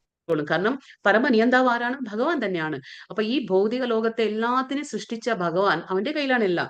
അപ്പൊ അത് അവന് വിട്ടുകൊടുക്കുക. അപ്പൊ പിന്നെ എന്താണ്? നമുക്ക് സമാധാനം നേടാൻ കഴിയും. എന്നാൽ ഈശ്വരനിൽ നിന്ന് വേർപെട്ട്, അത് നമ്മൾക്ക് ഈശ്വരനിൽ നിന്ന് വേർപെട്ട് നിൽക്കുന്നവൻ തന്റെ കർമ്മ ഫലങ്ങളിൽ അത്യാഗ്രഹിയാകയാൽ അതിൽപ്പെട്ട് വലയുന്നു. അപ്പൊ എന്താണ് പറയുന്നത്? എന്നാ നമ്മൾ അങ്ങനെ ചെയ്തില്ലെങ്കിൽ, ഈശ്വരനിൽ നിന്ന് വേറിട്ട് നിൽക്കുമ്പോൾ നമുക്ക് എന്താണ്? ആ കർമ്മഫലങ്ങൾ നമ്മളെ ബന്ധിക്കുകയാണ്, അതിൽപ്പെട്ട് നമ്മൾ വലയുന്നു. അപ്പൊ ഇവിടെ രണ്ട് കാര്യങ്ങളുണ്ട് നമുക്ക് മനസ്സിലാക്കാം. ഒന്ന്, ശാരീരിക ബോധമുള്ളവനും കൃഷ്ണാവബോധമുള്ളവനും തമ്മിലുള്ള വ്യത്യാസം എന്താണ് നമുക്ക് മനസ്സിലാക്കാം. ഈ രണ്ട് പോയിന്റ്സ് ഉണ്ട്. എന്താണ്? ശാരീരിക ബോധമുള്ളവനും കൃഷ്ണാവബോധം ഉള്ളവനും തമ്മിലുള്ള വ്യത്യാസങ്ങൾ എങ്ങനെയാണ്? ശാരീരിക ബോധമുള്ളവൻ എങ്ങനെയാണ്? അവനൊന്ന് ചിന്തിക്കും. അവൻ എന്താ ചിന്തിക്കുക? ഈ കാണുന്ന ഭൗതിക പ്രപഞ്ചം മുഴുവനും എനിക്ക് വേണ്ടി സൃഷ്ടിക്കപ്പെട്ടിരിക്കുന്നതാണ്. അപ്പോ ഇതെല്ലാം എനിക്ക് ആസ്വദിക്കാൻ വേണ്ടിയുള്ളതാണ്. അപ്പൊ ഈ സ്വന്തം ഇന്ദ്രിയങ്ങളുടെ എന്താ പറയാ, ഇന്ദ്രിയങ്ങളെ സന്തോഷിപ്പിക്കാനാണ് അവൻ ശ്രമിക്കുക. അതെന്താ? ശാരീരിക ബോധമുള്ളവൻ എങ്ങനെ ചിന്തിക്കുക? ഇതൊക്കെ എനിക്ക് വേണ്ടി സൃഷ്ടിക്കപ്പെട്ടിട്ടുള്ളതാണ്, എനിക്ക് ആസ്വാദിക്കാനുള്ളതാണ്. അപ്പോൾ ഇതൊക്കെ എന്റെ സ്വന്തം ഇന്ദ്രിയങ്ങൾക്ക് ഞാൻ സംതൃപ്തിപ്പെടുത്താനുള്ളതാണെന്ന് ചിന്തിച്ച് സ്വന്തം ഇന്ദ്രിയങ്ങളെ തൃപ്തിപ്പെടുത്താൻ ശ്രമിക്കും. പക്ഷെ നേരം മറിച്ച് കൃഷ്ണാവബോധത്തിലുള്ള ഒരു വ്യക്തി എന്താ ചെയ്യുന്നത്? കൃഷ്ണാവബോധത്തിലുള്ള വ്യക്തിക്ക് നല്ലതുപോലെ ബോധ്യം ഉണ്ടാവും, ഈ കാണുന്ന സർവ്വതും കാണുന്നതെല്ലാം എന്താണ്? ഈശാവാസ്യം, അതായത് ഭഗവാന്റെ ആണ്. എല്ലാം കാണുന്നതും ഭഗവാന്റെ ആണ്. അപ്പൊ ഞാൻ എന്താണ് ഇവിടെ? ഒരു വാടകക്കാരൻ എന്ന പോലെ അല്ലെ? ഭഗവാൻ ഓണറാണ്. ഭഗവാൻ ഓണർ, നമ്മൾ ഒരു വാടകക്കാരനെ പോലെ. അപ്പൊ നമ്മൾ ഇവിടെ വരുന്നു, നമ്മൾ കുറച്ചു കാലം ഇവിടെ ജീവിക്കുന്നു, നമുക്ക് മരണം സുനിശ്ചിതമാണ്. അപ്പൊ നമ്മൾ ജീവിക്കുമ്പോൾ ഏതൊരു ബോധത്തിൽ ജീവിക്കണം? എല്ലാം ഭഗവാന്റെ ആണ് എന്നുള്ള ബോധത്തിൽ. നമ്മൾ എന്തെങ്കിലും കർമ്മങ്ങൾ ചെയ്യുമ്പോഴും നമ്മൾ ആ ഭഗവാന്റെ ഇന്ദ്രിയങ്ങൾക്ക് തൃപ്തി കൊടുക്കാനായിട്ട് നമ്മൾ ചെയ്യണം. നമുക്ക് പറഞ്ഞു, കൃഷ്ണൻ ആരാണ്? ഇന്ദ്രിയങ്ങളുടെ നാഥനാണ്. എന്താണ് പേര് കൃഷ്ണന്റെ? അർജുനൻ പറയാറുണ്ടല്ലേ, ഇന്ദ്രിയങ്ങളുടെ നാഥനാണ് കൃഷ്ണൻ. എന്താണ് പേര് അർജുനൻ വിളിക്കാറ്? ഋഷികേശ. ഭഗവാനെ അർജുനൻ വിളിക്കൂ ഋഷികേശ. എന്താണ്? ഇന്ദ്രിയങ്ങളുടെ നാഥനാണ് ഭഗവാൻ. അപ്പൊ ഋഷികേശ. അപ്പൊ നമ്മൾ എന്ത് കർമ്മം ചെയ്യുമ്പോഴും ആ ഋഷികേശനെ സംതൃപ്തിപ്പെടുത്താനായിട്ട് നമ്മൾ ചെയ്യണം. അതാണ് ഈ വ്യത്യാസം. ശാരീരിക ബോധമുള്ളവൻ എന്തിനും ചിന്തിക്കും, ഇതൊക്കെ എനിക്കുള്ളതാണ്, ഇതൊക്കെ എനിക്ക് വേണ്ടി സൃഷ്ടിക്കപ്പെട്ടിട്ടുള്ളതാണ്, അപ്പൊ ഇത് എന്റെ സ്വന്തം ഇന്ദ്രിയങ്ങളെ സന്തോഷിപ്പിക്കാനാണ് അവൻ ശ്രമിക്കുക. പക്ഷേ കൃഷ്ണാവബോധത്തിലുള്ളവൻ എപ്പോഴും ഇതൊക്കെ ഭഗവാന്റെ ആണ്. അപ്പൊ ഭഗവാന്റെ ഇന്ദ്രിയങ്ങളെ സന്തോഷിപ്പിക്കുക, അതായത് ഭഗവാന്റെ ഇന്ദ്രിയങ്ങൾക്ക് വേണ്ടി എന്താ പറയാ, കർമ്മങ്ങൾ ചെയ്യും. ന കർത്തൃത്വം ന കർമാണി ലോകസ്യ സൃജതി പ്രഭുഃ ന കർമ്മഫല സംയോഗം സ്വഭാവസ്തു പ്രവർത്തതേ. ശരീരസ്ഥനായ ആത്മാവ്, തന്റെ ശരീരമാകുന്ന പുറത്തിന്റെ ഉടമസ്ഥൻ, കർമ്മങ്ങൾ ഉണ്ടാക്കുന്നില്ല, കർമ്മം ചെയ്യാൻ പ്രേരിപ്പിക്കുന്നില്ല, കർമ്മഫലങ്ങൾ ഉണ്ടാക്കുന്നതും ഇല്ല. പ്രകൃതിയിലെ ത്രിഗുണങ്ങളാണ് ഇവയ്ക്കെല്ലാം കാരണം. അപ്പൊ നമുക്ക് ത്രിഗുണങ്ങളെ കുറിച്ച് നമ്മൾ പഠിച്ചു അല്ലെ? സത്വ രജസ് തമം. അപ്പൊ 3 ഗുണങ്ങളുണ്ട്. പക്ഷെ ഇവിടെ ഒരു പുതിയ കാര്യം എന്താ പറഞ്ഞിരുന്നത്? ശരീരസ്ഥനായ ആത്മാവ്. നമ്മൾ എന്തുകൊണ്ട് ശരീരസ്ഥനായ ആത്മാവ് എന്ന് പറയുന്നത്? നമ്മൾ പറഞ്ഞു, ആത്മാവ് എന്ന് പറഞ്ഞാൽ ദേഹി. അതിനൊരു ദേഹം വേണം, അതിനൊരു ശരീരം വേണം പ്രവർത്തിക്കാൻ. അത് മനുഷ്യൻ്റെതായിക്കോട്ടെ, പൂച്ചയുടെയോ നായയുടെയോ ആരുടെ ആയിക്കോട്ടെ, ഒരു ശരീരം വേണം പ്രവർത്തിക്കാൻ. അപ്പൊ ആ ദേഹി കാത്തിരിക്കുകയാണ്, ഏതെങ്കിലും ഒരു ശരീരം വേണം അതിന്. അപ്പൊ നമ്മൾ മരണപ്പെടുമ്പോൾ എന്താണ്? നമ്മുടെ ആത്മാവ്, അതായത് ദേഹി പുറത്തു വരും. പുറത്തു വന്നിട്ട് ആ മനസ്സും ബുദ്ധിയും മിഥ്യാഹങ്കാരവും അതിന്റെ കൂടെ ഉണ്ടായിരിക്കും. അപ്പൊ അതൊരു ശരീരത്തിനെ അന്വേഷിച്ചുകൊണ്ടിരിക്കും. നമ്മുടെ കർമ്മഫലം അനുസരിച്ച് നമുക്ക് അടുത്ത ശരീരം കിട്ടുകയും ചെയ്യും. അത് എന്തിന്റെ ആയാലും നമുക്ക് നമ്മുടെ ഭഗവാന്റെ നിയമം പോലെ അത് പോവും. ഈ ശരീരസ്ഥനായ ആത്മാവ് എന്താണ്? തന്റെ ശരീരമാകുന്ന പുറത്തിന്റെ, എന്താണ് ഈ പുറം എന്ന് എന്താ പറയുന്നത്? ശരീരമാകുന്ന പുറത്തിന്റെ ഉടമസ്ഥനാണ്. അപ്പൊ എന്താണ്? അപ്പൊ അതിനൊരു വാക്കുണ്ട്, നവദ്വാരേ പുരേ വസതി ദേഹി. എന്താണ് നവദ്വാരേ? നവ എന്ന് പറഞ്ഞ 9, ദ്വാരേ എന്ന് പറഞ്ഞ ദ്വാരങ്ങള്. അപ്പൊ നവദ്വാരേ, 9 ദ്വാരങ്ങളുള്ള പുരേ എന്ന് പറഞ്ഞ സിറ്റി. സിറ്റി എന്ന് പറഞ്ഞാൽ നമ്മൾ പുരം എന്ന് പറയും, ഒരു പ്ലേസ്, ഒരു സിറ്റി. ആ സിറ്റിയിൽ വസതി എന്ന് പറഞ്ഞാൽ വസിക്കുന്നതാണ് ദേഹി. ദേഹി എന്ന് പറഞ്ഞ ആത്മാവ്. അപ്പൊ ഈ ആത്മാവ് എന്താണ്? നവദ്വാരേ പുരേ വസതി ദേഹി. 9 ദ്വാരങ്ങളുള്ള പുരത്തിലാണ് ഇത് വസിക്കുന്നത്, ഈ ദേഹി. അപ്പൊ നമ്മുടെ ശരീരത്തില് നമുക്ക് ഇപ്പൊ മനസ്സിലാക്കാം, നമ്മുടെ ഉള്ളിൽ ആത്മാവ് ഉണ്ടെന്ന് നമ്മൾ പറഞ്ഞു, അതിന്റെ കൂടെ പരമാത്മാവും ഉണ്ട്. അപ്പൊ നമ്മുടെ ഉള്ളിലുള്ള ആത്മാവ് എവിടെയാണ് വസിക്കുന്നത്? നവദ്വാരേ പുരം. അതായത് നവദ്വാരം എന്ന് പറഞ്ഞാൽ എന്താണ്? 2 കണ്ണ്, 2 എന്താ പറയാ ചെവി, പിന്നെ എന്താ പറയാ 2 നാസാദ്വാരം, പിന്നെ വായ, ഗുദം അതായത് മലദ്വാരം, ഉൽപാദനേന്ദ്രിയം. ഇതാണ് നവദ്വാരങ്ങള്. അപ്പൊ ഇതിന്റെ ഉള്ളിലാണ് ഈ ആത്മാവ് വസിക്കുന്നത്. അപ്പൊ നമ്മൾ മരണപ്പെടുമ്പോൾ ഏതെങ്കിലും ഒരു ദ്വാരത്തിലൂടെയാണ് ഈ ആത്മാവ് പുറത്തേക്ക് പോകുന്നത്. അത് ഏത് ദ്വാരം എന്ന് നമുക്കറിയാൻ പറ്റില്ല. ഏതെങ്കിലും ഒരു നവദ്വാരത്തിൽ, ഏതെങ്കിലും ഒരു ദ്വാരത്തിലൂടെയാണ് ഈ ആത്മാവ് പുറത്തേക്ക് പോവുക. അപ്പൊ അതാണ് പറയുന്നത്, ശരീരസ്ഥനായ ആത്മാവ് തന്റെ ശരീരമാകുന്ന പുറത്തിന്റെ ഉടമസ്ഥൻ. അപ്പൊ ഈ ശരീരത്തിന്റെ ഉടമസ്ഥൻ ആരാണ്? ആ ഉള്ളിൽ വസിക്കുന്ന ദേഹി, ആത്മാവ്. അപ്പൊ ഇതിന്റെ എത്ര വാതിലുകളുണ്ട്? 9 വാതിലുകൾ. അതായത് നവദ്വാരം, 9 വാതിലുകളുള്ള ഈ ദേഹത്തിന്റെ ഉള്ളിലുണ്ട് ആ ദേഹി. അപ്പൊ എന്താ പറയുന്നത്? കർമ്മം ചെയ്യാൻ പ്രേരിപ്പിക്കുന്നില്ല, അത് അതിന്റെ പാടിലിരിക്കുകയാണ്. കർമ്മങ്ങൾ ഉണ്ടാക്കുന്നുമില്ല, കർമ്മങ്ങൾ ചെയ്യാൻ പ്രേരിപ്പിക്കുന്നുമില്ല, കർമ്മഫലങ്ങളെ ഉണ്ടാക്കുന്നതുമില്ല, അതൊന്നും ചെയ്യുന്നില്ല. പക്ഷെ ആരാണ് ചെയ്യുന്നത്? പ്രകൃതിയിലെ ത്രിഗുണങ്ങളാണ് ഇവയ്ക്കെല്ലാം കാരണം. അപ്പൊ നമ്മള് 3-ാമത്തെ അധ്യായത്തിൽ 27-ാമത്തെ ശ്ലോകത്തിലും ഇതേ കാര്യങ്ങൾ മനസ്സിലാക്കി. ആരാണ് ചെയ്യുന്നത്? ഇപ്പൊ നമുക്ക് ഈ ചിത്രത്തിൽ മനസ്സിലാക്കുന്നുണ്ടല്ലോ, ഭഗവാൻ ശ്രീകൃഷ്ണന്റെ താഴെ 3 ഗുണങ്ങളുണ്ട്. സത്വഗുണ, രജോ ഗുണ, തമോ ഗുണ. ഈ 3 ഗുണങ്ങളാണ് നമ്മളെ കളിപ്പിക്കുന്നത്, നമ്മളെ കൊണ്ട് ഓരോ കർമ്മങ്ങൾ ചെയ്യിപ്പിക്കുന്നത്. നമ്മൾ ഏത് ഗുണത്തിലാണോ നമ്മുടെ സ്വഭാവം ആ ഗുണത്തിൽ ഉണ്ടാവും. നമ്മൾ സത്വഗുണത്തിലുണ്ടെങ്കിൽ നമ്മുടെ സ്വഭാവം സത്വഗുണത്തിന്റെ ആയിരിക്കും, നമ്മൾ രജോ ഗുണാണെങ്കിൽ രജോ ഗുണത്തിന്റെ, അങ്ങനെ. പക്ഷെ ഈ ഗുണങ്ങളുടെ ഒരു അധ്യായം വരുന്നുണ്ട്, അപ്പൊ നമുക്കത് കൂടുതൽ മനസ്സിലാക്കാൻ പറ്റും. അപ്പൊ ഇത് എന്താ പറയുന്നത്? പ്രകൃതേ ക്രിയമാണാനി ഗുണൈഹി കർമാണി സർവശഃ അഹങ്കാര വിമൂഢാത്മാ കർത്താഹം ഇതി മന്യത്തെ. നമ്മൾ മനസ്സിലാക്കി 3-ാമത്തെ അധ്യായത്തിൽ. അത് ആ അഹങ്കാരം കൊണ്ട്, അതായത് മിഥ്യ അഹങ്കാരം കൊണ്ട് ഞങ്ങൾ വിചാരിക്കും ഇതൊക്കെ ഞാൻ ചെയ്യുന്നതാ അല്ല, ആ ഗുണങ്ങളാണ് നമ്മളെ കൊണ്ടത് പറയുന്നത്, ചെയ്യിപ്പിക്കുന്നത്. പക്ഷെ നമ്മൾ ഏത് ഗുണത്തിലാണ് നമ്മുടെ കർമ്മങ്ങൾ അതേപോലെ ഉണ്ടായിരിക്കും. അപ്പൊ അതുകൊണ്ട് നമ്മൾ എപ്പോഴും ശ്രദ്ധിക്കണം. നമുക്ക് തന്നെ മനസ്സിലാക്കാം, നമ്മൾ കാലത്ത് തൊട്ട് രാത്രി വരെ ഒരേ ഗുണത്തിലുണ്ടാവോ? ഇല്ല, പല ഗുണത്തിലും ഉണ്ടാവും. ചിലപ്പോൾ നല്ല സ്വഭാവമായിരിക്കും നമ്മുടെ, അല്ലെ? കാലത്ത് എഴുന്നേറ്റ് നമ്മൾ ഭഗവാന്റെ കാര്യങ്ങളൊക്കെ ചെയ്യുമ്പോൾ നമ്മൾ ഏതാണ്? സത്വഗുണത്തിലാണ്. പക്ഷെ കുറച്ച് കഴിഞ്ഞ ദേഷ്യമൊക്കെ വരുമ്പോൾ നമ്മൾ രജോ ഗുണത്തിൽ വന്നു. പിന്നെ കുറച്ചുകൂടി എന്താ പറയാ, നമ്മുടെ ബുദ്ധി മോശമാവുമ്പോൾ നമ്മൾ തമോ ഗുണത്തിലാണ്. അപ്പൊ നമുക്ക് തന്നെ അറിയാം, നമുക്ക് 3 ഗുണങ്ങൾ നമുക്ക് ഒരേ ദിവസത്തിൽ പ്രകടനമാണ്, അല്ലെ? നമ്മൾ കാലത്ത് തൊട്ട് രാത്രി വരെ നമ്മൾ തന്നെ ഇരുന്ന് ആലോചിച്ചാൽ നമ്മൾ എല്ലാ ഗുണങ്ങളും നമുക്കുണ്ട്, 3 ഗുണങ്ങൾ. പക്ഷെ നമുക്ക് ഒരേ ഗുണത്തിൽ നിൽക്കണം. ഈ 3 ഗുണത്തിലും മേലെ ഒരു ഗുണമുണ്ട്. അതെന്താണ്? വിശുദ്ധ സത്വം. ഇത് സത്വഗുണ, രജോ ഗുണ, തമോ ഗുണ. നമ്മൾ ബന്ധിപ്പിക്കും. ഇവിടെ നമ്മൾ സത്വഗുണത്തിൽ ഉണ്ടെങ്കിലും നമ്മൾ വീണ്ടും വരും. കാരണം എന്താണെന്ന് വെച്ചാൽ നമുക്ക് ആ പുണ്യം അനുഭവിക്കാൻ വേണം. പക്ഷേ നമ്മൾ ഈ 3 ഗുണത്തിൽ നിന്നും മേലെ കയറണം. അതെന്താണ്? വിശുദ്ധ സത്വം. അപ്പോൾ മാത്രമേ ഭഗവത് പ്രാപ്തി നമുക്ക് കിട്ടുകയുള്ളൂ. അപ്പൊ നമ്മളത് ഓർക്കണം. അതൊക്കെ നമ്മൾ മനസ്സിലാക്കണം. കാരണം ഈ ഗുണങ്ങൾ, ഈ കാരണം എന്താണ്? നമുക്ക് ഓരോ ക്ലേശങ്ങൾ വരുന്നുണ്ട്. നമുക്ക് അറിയുന്നില്ല, അത് നമുക്ക് ജ്ഞാനമില്ലാതെ, നമുക്ക് എന്താ പറയാ, നമുക്ക് ജ്ഞാനമില്ല, അവിദ്യയാണ്. അവിദ്യ എന്ന് പറഞ്ഞാൽ അജ്ഞാനം. നമുക്ക് ജ്ഞാനമില്ല ഭഗവാന്റെ കാര്യങ്ങളോ, ഭഗവത്ഗീതയിൽ എന്താ ഭഗവാൻ പറയുന്നത്, ഇങ്ങനെയുള്ള ആ ജ്ഞാനമൊന്നും നമുക്കില്ല. അതുകൊണ്ടാണ് നമ്മൾ ഓരോ ഗുണത്തിൽ നമ്മളിങ്ങനെ കളിക്കുന്നത്. നമുക്ക് ശരിയായ ജ്ഞാനം ലഭിക്കുമ്പോൾ എന്താണ്, നമുക്ക് ഈ 3 ഗുണങ്ങളിൽ നിന്നൊക്കെ നമുക്ക് മോചിതരായി നമുക്ക് മറികടന്ന് നമുക്ക് ഭഗവാനെ മനസ്സിലാക്കാൻ പറ്റും. എപ്പോഴാണോ ഭഗവാനെ മനസ്സിലാക്കാൻ പറ്റുക, അപ്പോഴാണ് ആ ഭഗവാന്റെ അടുത്തേക്ക് നമുക്ക് എത്താനും പറ്റുള്ളൂ. ഭഗവാനെ തന്നെ മനസ്സിലായില്ലെങ്കിൽ നമുക്ക് എങ്ങനെ എത്തും? അതുകൊണ്ടാണ് ഭഗവാൻ ഭഗവത്ഗീതയിൽ ഇതൊക്കെ നമുക്ക് പറഞ്ഞു തരുന്നത്, മനസ്സിലാക്കാൻ വേണ്ടിയിട്ടാണ്. നമുക്കുള്ളതാണ് ഇതൊക്കെ. അപ്പൊ തദ്ബുദ്ധയസ്തദാത്മാനസ്തന്നിഷ്ടാസ് തത്പരായണാഃ ഗച്ഛന്ത്യാ പുനരാവൃത്തിം ജ്ഞാനനിർധുത കൽമഷാഃ. ബുദ്ധിയും മനസ്സും വിശ്വാസവും ആശ്രയവും എല്ലാം പരമ്പൊരുളിൽ, അതായത് കൃഷ്ണനിൽ ഉറപ്പിച്ച് നിർത്തുമ്പോൾ പരിപൂർണ ജ്ഞാനത്താൽ സംശയങ്ങൾ ഒഴിഞ്ഞ് മുക്തി മാർഗത്തിൽ മുന്നേറുന്നു. അപ്പൊ നമുക്ക് മുക്തി മാർഗത്തിൽ മുന്നേറാൻ എന്തൊക്കെയാണ് ഭഗവാൻ പറയുന്നത്? എന്തൊക്കെ വേണം നമുക്ക്? 3 കാര്യങ്ങൾ പറയുന്നുണ്ട്. എന്താണ് മുക്തി മാർഗത്തിൽ മുന്നേറാൻ നമുക്ക് വേണ്ടത്? ബുദ്ധി കൊണ്ടും മനസ്സുകൊണ്ടും വിശ്വാസം കൊണ്ടും. എന്താണ്? ബുദ്ധി കൊണ്ടും മനസ്സുകൊണ്ടും വിശ്വാസം കൊണ്ടും ആ ജ്ഞാനം കൊണ്ട്. ഇതൊക്കെ ഈ 3 നമുക്ക് ശരിയായിട്ടിരിക്കണം. ബുദ്ധിയും മനസ്സും വിശ്വാസവും. ഭഗവാനിൽ വിശ്വാസം വേണം, ഉറച്ച വിശ്വാസം ഉണ്ടായിരിക്കണം. പിന്നെ നമ്മുടെ ബുദ്ധിയും മനസ്സിനെ നമ്മൾ പറഞ്ഞില്ല, ആദ്യത്തെ അധ്യായത്തിൽ പറഞ്ഞു, നമ്മൾ ശരീരം കൊണ്ടല്ല പ്രവർത്തിക്കുന്നത്, നമ്മൾ ഈ ബുദ്ധിയും മനസ്സുകൊണ്ടാണ് നമ്മൾ പ്രവർത്തിക്കുന്നത്. അപ്പൊ അതുകൊണ്ട് എപ്പോഴും ഈ ബുദ്ധിയും മനസ്സും ആരിലെ വ്യാപ്യതമാക്കണം? ഭഗവാൻ ശ്രീകൃഷ്ണനിലെ വ്യാപ്യതമാക്കണം. എങ്കിൽ മാത്രമേ നമുക്ക് ഭഗവാൻ പരമപദം പ്രാപ്തി ഉണ്ടാവുള്ളൂ, ഭഗവാനിലേക്ക് അടുക്കാൻ പറ്റുള്ളൂ. അപ്പൊ വിശ്വാസം വേണം. എല്ലാത്തിലുപരി എന്താണ്? വിശ്വാസം ഉണ്ടായിരിക്കണം. അപ്പൊ നമ്മൾ ഈ കാര്യങ്ങളൊക്കെ ഭഗവാൻ പറഞ്ഞ ഈ ഭഗവത്ഗീതയിലെ കാര്യങ്ങൾ നമ്മൾ മനസ്സിലാക്കുമ്പോൾ നമുക്ക് എന്താ കിട്ടുന്നത്? ജ്ഞാനം കിട്ടാണ്. ഈ ജ്ഞാനം കൊണ്ട് എന്താ സംഭവിക്കുന്നത്? നമ്മുടെ ആ ഭൗതികമായിട്ടുള്ള മാലിന്യങ്ങൾ കളയാൻ പറ്റും. നമുക്ക് ഈ ഭൗതികമായ മാലിന്യങ്ങൾ നീക്കപ്പെടും. അങ്ങനെ നീക്കപ്പെടുമ്പോൾ എന്താണ്? ഭഗവാനിൽ ഉറപ്പിച്ച് നമുക്ക് ആ മനസ്സിനെയും ബുദ്ധിനെയും ഒക്കെ നിർത്താൻ പറ്റും.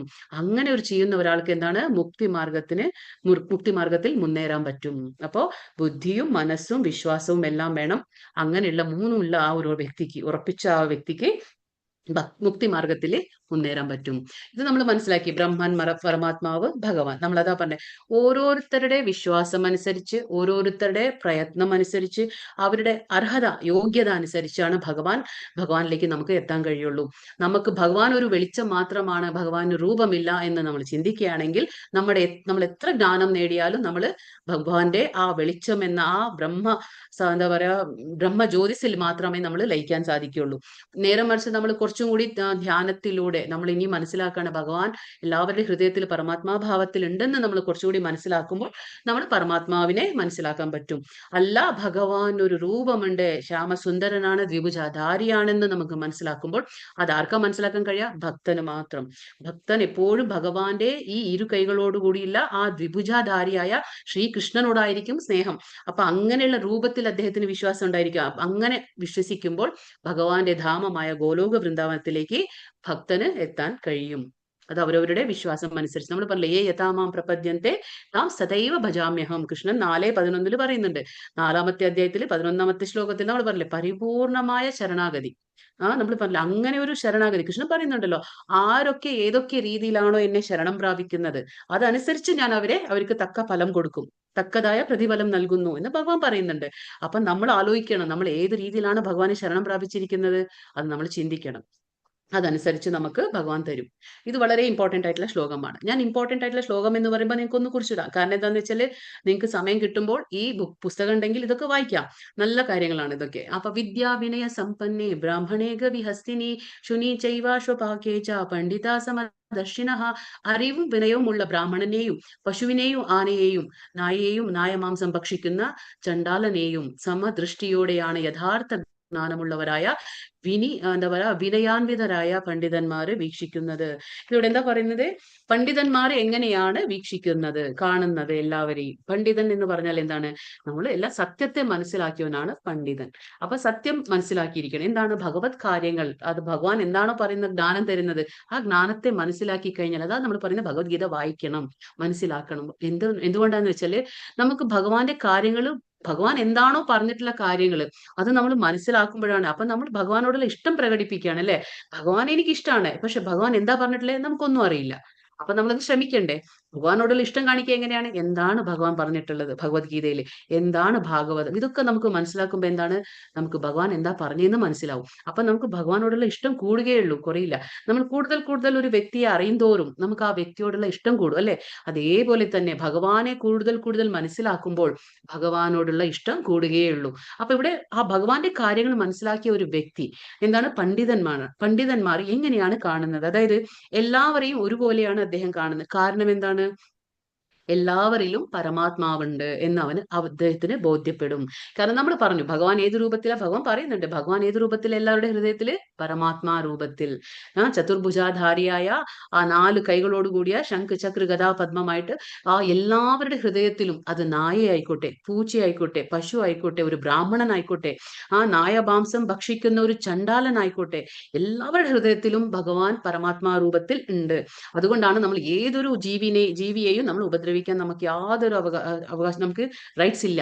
അപ്പൊ അതാണ് പറയുന്നത്. അപ്പൊ അങ്ങനെയുള്ള പണ്ഡിതൻ അറിയാം നന്നായിട്ട്, ഒരു ആനയെ കാണുമ്പോഴും, ഒരു ബ്രാഹ്മണനെ കാണുമ്പോഴും, ഒരു നായയെ കാണുമ്പോഴും, ആ ഒരു ചാണ്ടാലിനെ കാണുമ്പോഴും അദ്ദേഹത്തിന് നല്ല ബോധ്യം ഉണ്ടാവും, ഇവരിലൊക്കെ ആരുണ്ട്?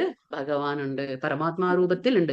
അതുകൊണ്ട് എന്താണ്? സമദൃഷ്ടിയോടെ കാണും. യഥാർത്ഥ ജ്ഞാനമുള്ള ഒരു വ്യക്തി എല്ലാവരെയും സമദൃഷ്ടിയിലാണ് കാണാൻ കഴിയുന്നത്. അദ്ദേഹത്തിന് ബ്രാഹ്മണൻ വേറെയല്ല, മൃഗങ്ങൾ വേറെയല്ല, പക്ഷികൾ വേറെയല്ല. കാരണം എന്താന്ന് വെച്ചാൽ എല്ലാവരിലും ആരുണ്ട്? ഭഗവാനുണ്ട് എന്ന് അദ്ദേഹത്തിന് നല്ല ബോധ്യം ഉണ്ടാവും.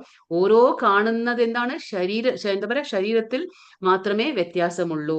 ആന വേറെ ശരീരം, ആനയുടെ വേറെ, പശുവിന്റെ വേറെ ശരീരം, ഒരു ബ്രാഹ്മണന്റെ വേറെ ശരീരം, ഒരു എന്താ പറയാ നായയുടെ വേറെ ശരീരം. ശരീരങ്ങൾ മാത്രമാണ് വേറെ, പക്ഷെ ഉള്ളിലുള്ള ആത്മാവും പരമാത്മാവും എല്ലാം എല്ലാവരുടെ ശരീരത്തിലും ഒന്ന് തന്നെയാണ്. അതുകൊണ്ടാണ് നമ്മൾ പറയാം ശരീരസ്ഥനായ ആത്മാവ്. എന്തുകൊണ്ടത് പറയുന്നു? കാരണം ആത്മാവിന് ഒരു ശരീരം വേണം. ആനയായിക്കോട്ടെ, ബ്രാഹ്മണനായിക്കോട്ടെ, പശു ആയിക്കോട്ടെ, അത്രയേ ഉള്ളൂ. ഒരു വ്യത്യാസപ്പെട്ടത് എന്താണ്? ശരീരം മാത്രമാണ്. അല്ലാതെ ഉള്ളിലുള്ള ആത്മാവും പരമാത്മാവും വ്യത്യാസമല്ല, എല്ലാം ഒരുപോലെ തന്നെയാണ്. ഇതാണ് ഒരു പണ്ഡിതന്റെ ലക്ഷണം. അപ്പൊ പണ്ഡിതൻ എല്ലാവരെയും ഒരുപോലെ സമദൃഷ്ടിയോടെ കാണും. न प्रवृष्येत् प्रियं प्राप्य नोद्विजेत् प्राप्य च प्रियं സ്ഥിരബുദ്ധിസമ്മൂഢോ ബ്രഹ്മവിദ് ബ്രഹ്മണി സ്ഥിതഃ. ആനന്ദത്തിൽ ആഹ്ലാദിക്കുകയോ അല്ലാത്തവയിൽ ദുഃഖവിഷ്ടനാവുകയോ ചെയ്യാതെ സ്ഥിരബുദ്ധിയോടെ അസംഭ്രാന്തനായി ദൈവശാസ്ത്രജ്ഞനായി ജീവിക്കുന്നവൻ ഭൗതികാതീതൻ തന്നെ. അപ്പൊ ഭൗതിക അതീതൻ ആരാണ്? അപ്പൊ ബുദ്ധിമാന്മാർ എന്താ പറയാ, ഇവിടെ ഭൗതികത്തിന്, അതായത് ഭൗതിക പ്രപഞ്ചത്തിന് അതീതനായി നിൽക്കുന്ന ഒരു വ്യക്തി എങ്ങനെയായിരിക്കും? അതായത് ആത്മസാക്ഷാത്കാരം നേടിയ ഒരു വ്യക്തിയുടെ ലക്ഷണം എന്താണ്? അദ്ദേഹം എന്ത് ചെയ്യുന്നില്ല? ആനന്ദത്തിൽ ആഹ്ലാദിക്കുന്നില്ല. അതായത് ഒരുപാട് സുഖം വരുമ്പോ ഒരുപാട് സന്തോഷിക്കുക, എന്നിട്ട് ദുഃഖം വരുമ്പോ അതുപോലെ ദുഃഖിതനാവുക. അങ്ങനെ ചെയ്യില്ല. ആര്? ആത്മസാക്ഷാത്കാരം നേടിയ വ്യക്തി. കാരണം എന്താന്ന് വെച്ചാല് നമ്മൾ 2-ാമത്തെ അധ്യായത്തിൽ 14-ാമത്തെ ശ്ലോകത്തിൽ പഠിച്ചു. എന്താണ് ഈ സുഖ ദുഃഖങ്ങൾ എങ്ങനെയാണ്? എന്താ പറയാ, മഞ്ഞുകാലവും മഴക്കാലവും വേനൽക്കാലവും എല്ലാം പോലെ അതിങ്ങനെ മാറിക്കൊണ്ടേയിരിക്കും അല്ലെ. ഇന്നിപ്പോ സുഖമാണെങ്കിൽ നാളെ ദുഃഖമായി തീരും, നാളെ ദുഃഖം ഉണ്ടെങ്കിൽ അതിന് പുറകെ ഒരു സുഖം തന്നെ ഉണ്ടാവും നമുക്ക്. അപ്പൊ ഇത് അവസ്ഥകളാണ്. ഓരോ അവസ്ഥകളും മാറുന്നത് പോലെ, കാലാവസ്ഥ മാറുന്നത് പോലെ ഈ അവസ്ഥകളും മാറിക്കൊണ്ടേയിരിക്കും. അപ്പൊ എന്താ പറയാ, ജ്ഞാനമുള്ള ഒരു വ്യക്തി ഒരിക്കലും അതില് വിഷമിക്കുകയില്ല. കാരണം അദ്ദേഹത്തിന് അറിയാം അപ്പൊ അദ്ദേഹം ആനന്ദം വരുമ്പോഴും ഒരുപാട് അങ്ങ് ആഹ്ലാദിക്കുന്നതും ഇല്ല, ആനന്ദമില്ലാത്തതിൽ അദ്ദേഹം ദുഃഖിക്കുന്നതും ഇല്ല. ഇതാണ് ഒരു ആത്മസാക്ഷാത്കാരം നേടിയ ഒരു വ്യക്തിയുടെ ലക്ഷണം. ഒരു ഭൗതികത്തിന് അതീതനായ ഒരു വ്യക്തിയുടെ ലക്ഷണമാണ് ഇതൊക്കെ. അദ്ദേഹത്തിന് എന്തുണ്ടാവും? സ്ഥിരബുദ്ധി ഉണ്ടാകും. അപ്പൊ സംഭ്രമമോ ഉത്കണ്ഠയോ ഇല്ലാതെ ശാസ്ത്രജ്ഞാനിയായിരിക്കും. അതാണ് നമുക്കിപ്പോ ഈ സംഭ്രമം അല്ലെങ്കിൽ നമുക്ക് ഉത്കണ്ഠ, നമുക്ക് ഈ സങ്കടം അല്ലെങ്കിൽ നമുക്ക് മനസമാധാനക്കേടൊക്കെ ഉണ്ടെങ്കിൽ നമ്മൾ എന്താ ചെയ്യേണ്ടത്? നമുക്ക് ജ്ഞാനം വേണം, വേദശാസ്ത്രങ്ങൾ പഠിക്കണം. അല്ലെങ്കിൽ നമുക്ക് ശാസ്ത്രജ്ഞാനം ഉള്ളപ്പോൾ നമുക്കിതൊന്നും നമ്മളെ ബാധിക്കില്ല. കാരണം നമുക്ക് അറിവ് കിട്ടും. അറിവ് നേടിക്കഴിഞ്ഞാൽ നമുക്ക് പിന്നെ എവിടെയാ ഇരുട്ട്, അല്ലെ? അറിവെന്നുള്ള ആ വെളിച്ചമുള്ളപ്പോൾ നമുക്ക് ഇരുട്ടില് സ്ഥലമില്ല. അപ്പൊ അതുകൊണ്ടാണ് ആ അറിവെന്ന ആ വെളിച്ചം നമ്മുടെ ജീവിതത്തിൽ നമുക്ക് വേണം, വളരെ ആവശ്യമാണ്. നമ്മുടെ ആ ഇരുട്ടെന്നുള്ള ആ ഒരു അവിദ്യ, ആ അജ്ഞാനം നമ്മുടെ നീക്കപ്പെടണമെങ്കിൽ ജ്ഞാനം വേണം. ഭഗവാന്റെ ആ ഭഗവത്ഗീത എന്നുള്ള വെളിച്ചം നമുക്ക് ആവശ്യമാണ്. അങ്ങനെയുള്ള ഒരു വ്യക്തി ഭൗതികത്തിന് അതീതനാണ്. അവർക്ക് അവരുടെ മൂലസ്വരൂപം അറിയാം. എന്താണ് നമ്മുടെ മൂലസ്വരൂപം? നമ്മളെല്ലാം ഭഗവാന്റെ അംശങ്ങളാണ്. അപ്പൊ ഭഗവാന്റെ അംശമാവുമ്പോൾ ഭഗവാനാണ് എല്ലാതിന്റെ അധിപൻ. നമ്മൾ ഭഗവാന് അതീതനല്ല. നമുക്ക് ഭഗവാന് എന്താ പറയാ, നിയന്ത്രണത്തിലാണ് നമ്മളൊക്കെ. അപ്പൊ നമ്മൾ എന്താ ചെയ്യേണ്ടത്? നമ്മൾ ഭഗവാനെ സേവനം ചെയ്യണം. അതാണ് നമ്മുടെ മൂലസ്വരൂപം, ഭഗവാനെ സേവനം ചെയ്യുക എന്നത്. അപ്പൊ അങ്ങനെ അറിയുമ്പോൾ നമുക്ക് ഭഗവാന്റെ പ്രാപ്തി ഉണ്ടായിരിക്കും. ഭഗവാന്റെ ലോകത്തേക്ക് നമുക്ക് എത്താൻ കഴിയും. അതാണ് ഇതിൽ പറയുന്നത്. ഇത് ഈ ശ്ലോകത്തിൽ നമുക്ക് എന്താ, ബുദ്ധിമാന്മാരായ ആൾക്കാര് ഭൗതിക ഇന്ദ്രിയങ്ങളുടെ മൂലം ഉണ്ടാകുന്ന സുഖവും ദുഃഖവും ഒന്നിലും തന്നെ അവർ പങ്കുകൊള്ളില്ല. അത് നമുക്ക് ഇവിടെ എങ്ങനെയാണെന്ന് മനസ്സിലാക്കാം. അതായത് 5 ഇന്ദ്രിയങ്ങളുണ്ട് നമ്മൾ പറഞ്ഞു. ആ 5 ഇന്ദ്രിയങ്ങളും നമ്മളെ എങ്ങനെയാണ് ദുരിതത്തിലേക്ക് നമ്മളെ എത്തിക്കുന്നത് അത് നമുക്ക് മനസ്സിലാക്കാം. ഏഹി സംസ്പർശജാ ഭോഗ ദുഃഖയോനയ ഏവതേ ആദ്യന്തവന്ത കൗന്തേയ നതേഷു രമതേദ്ബുധഃ. ബുദ്ധിമാൻ ഭൗതിക ഇന്ദ്രിയങ്ങളുമായുള്ള ആ ബന്ധം മൂലം ഉണ്ടാകുന്ന ദുഃഖങ്ങളിൽ പങ്കുകൊള്ളാറില്ല.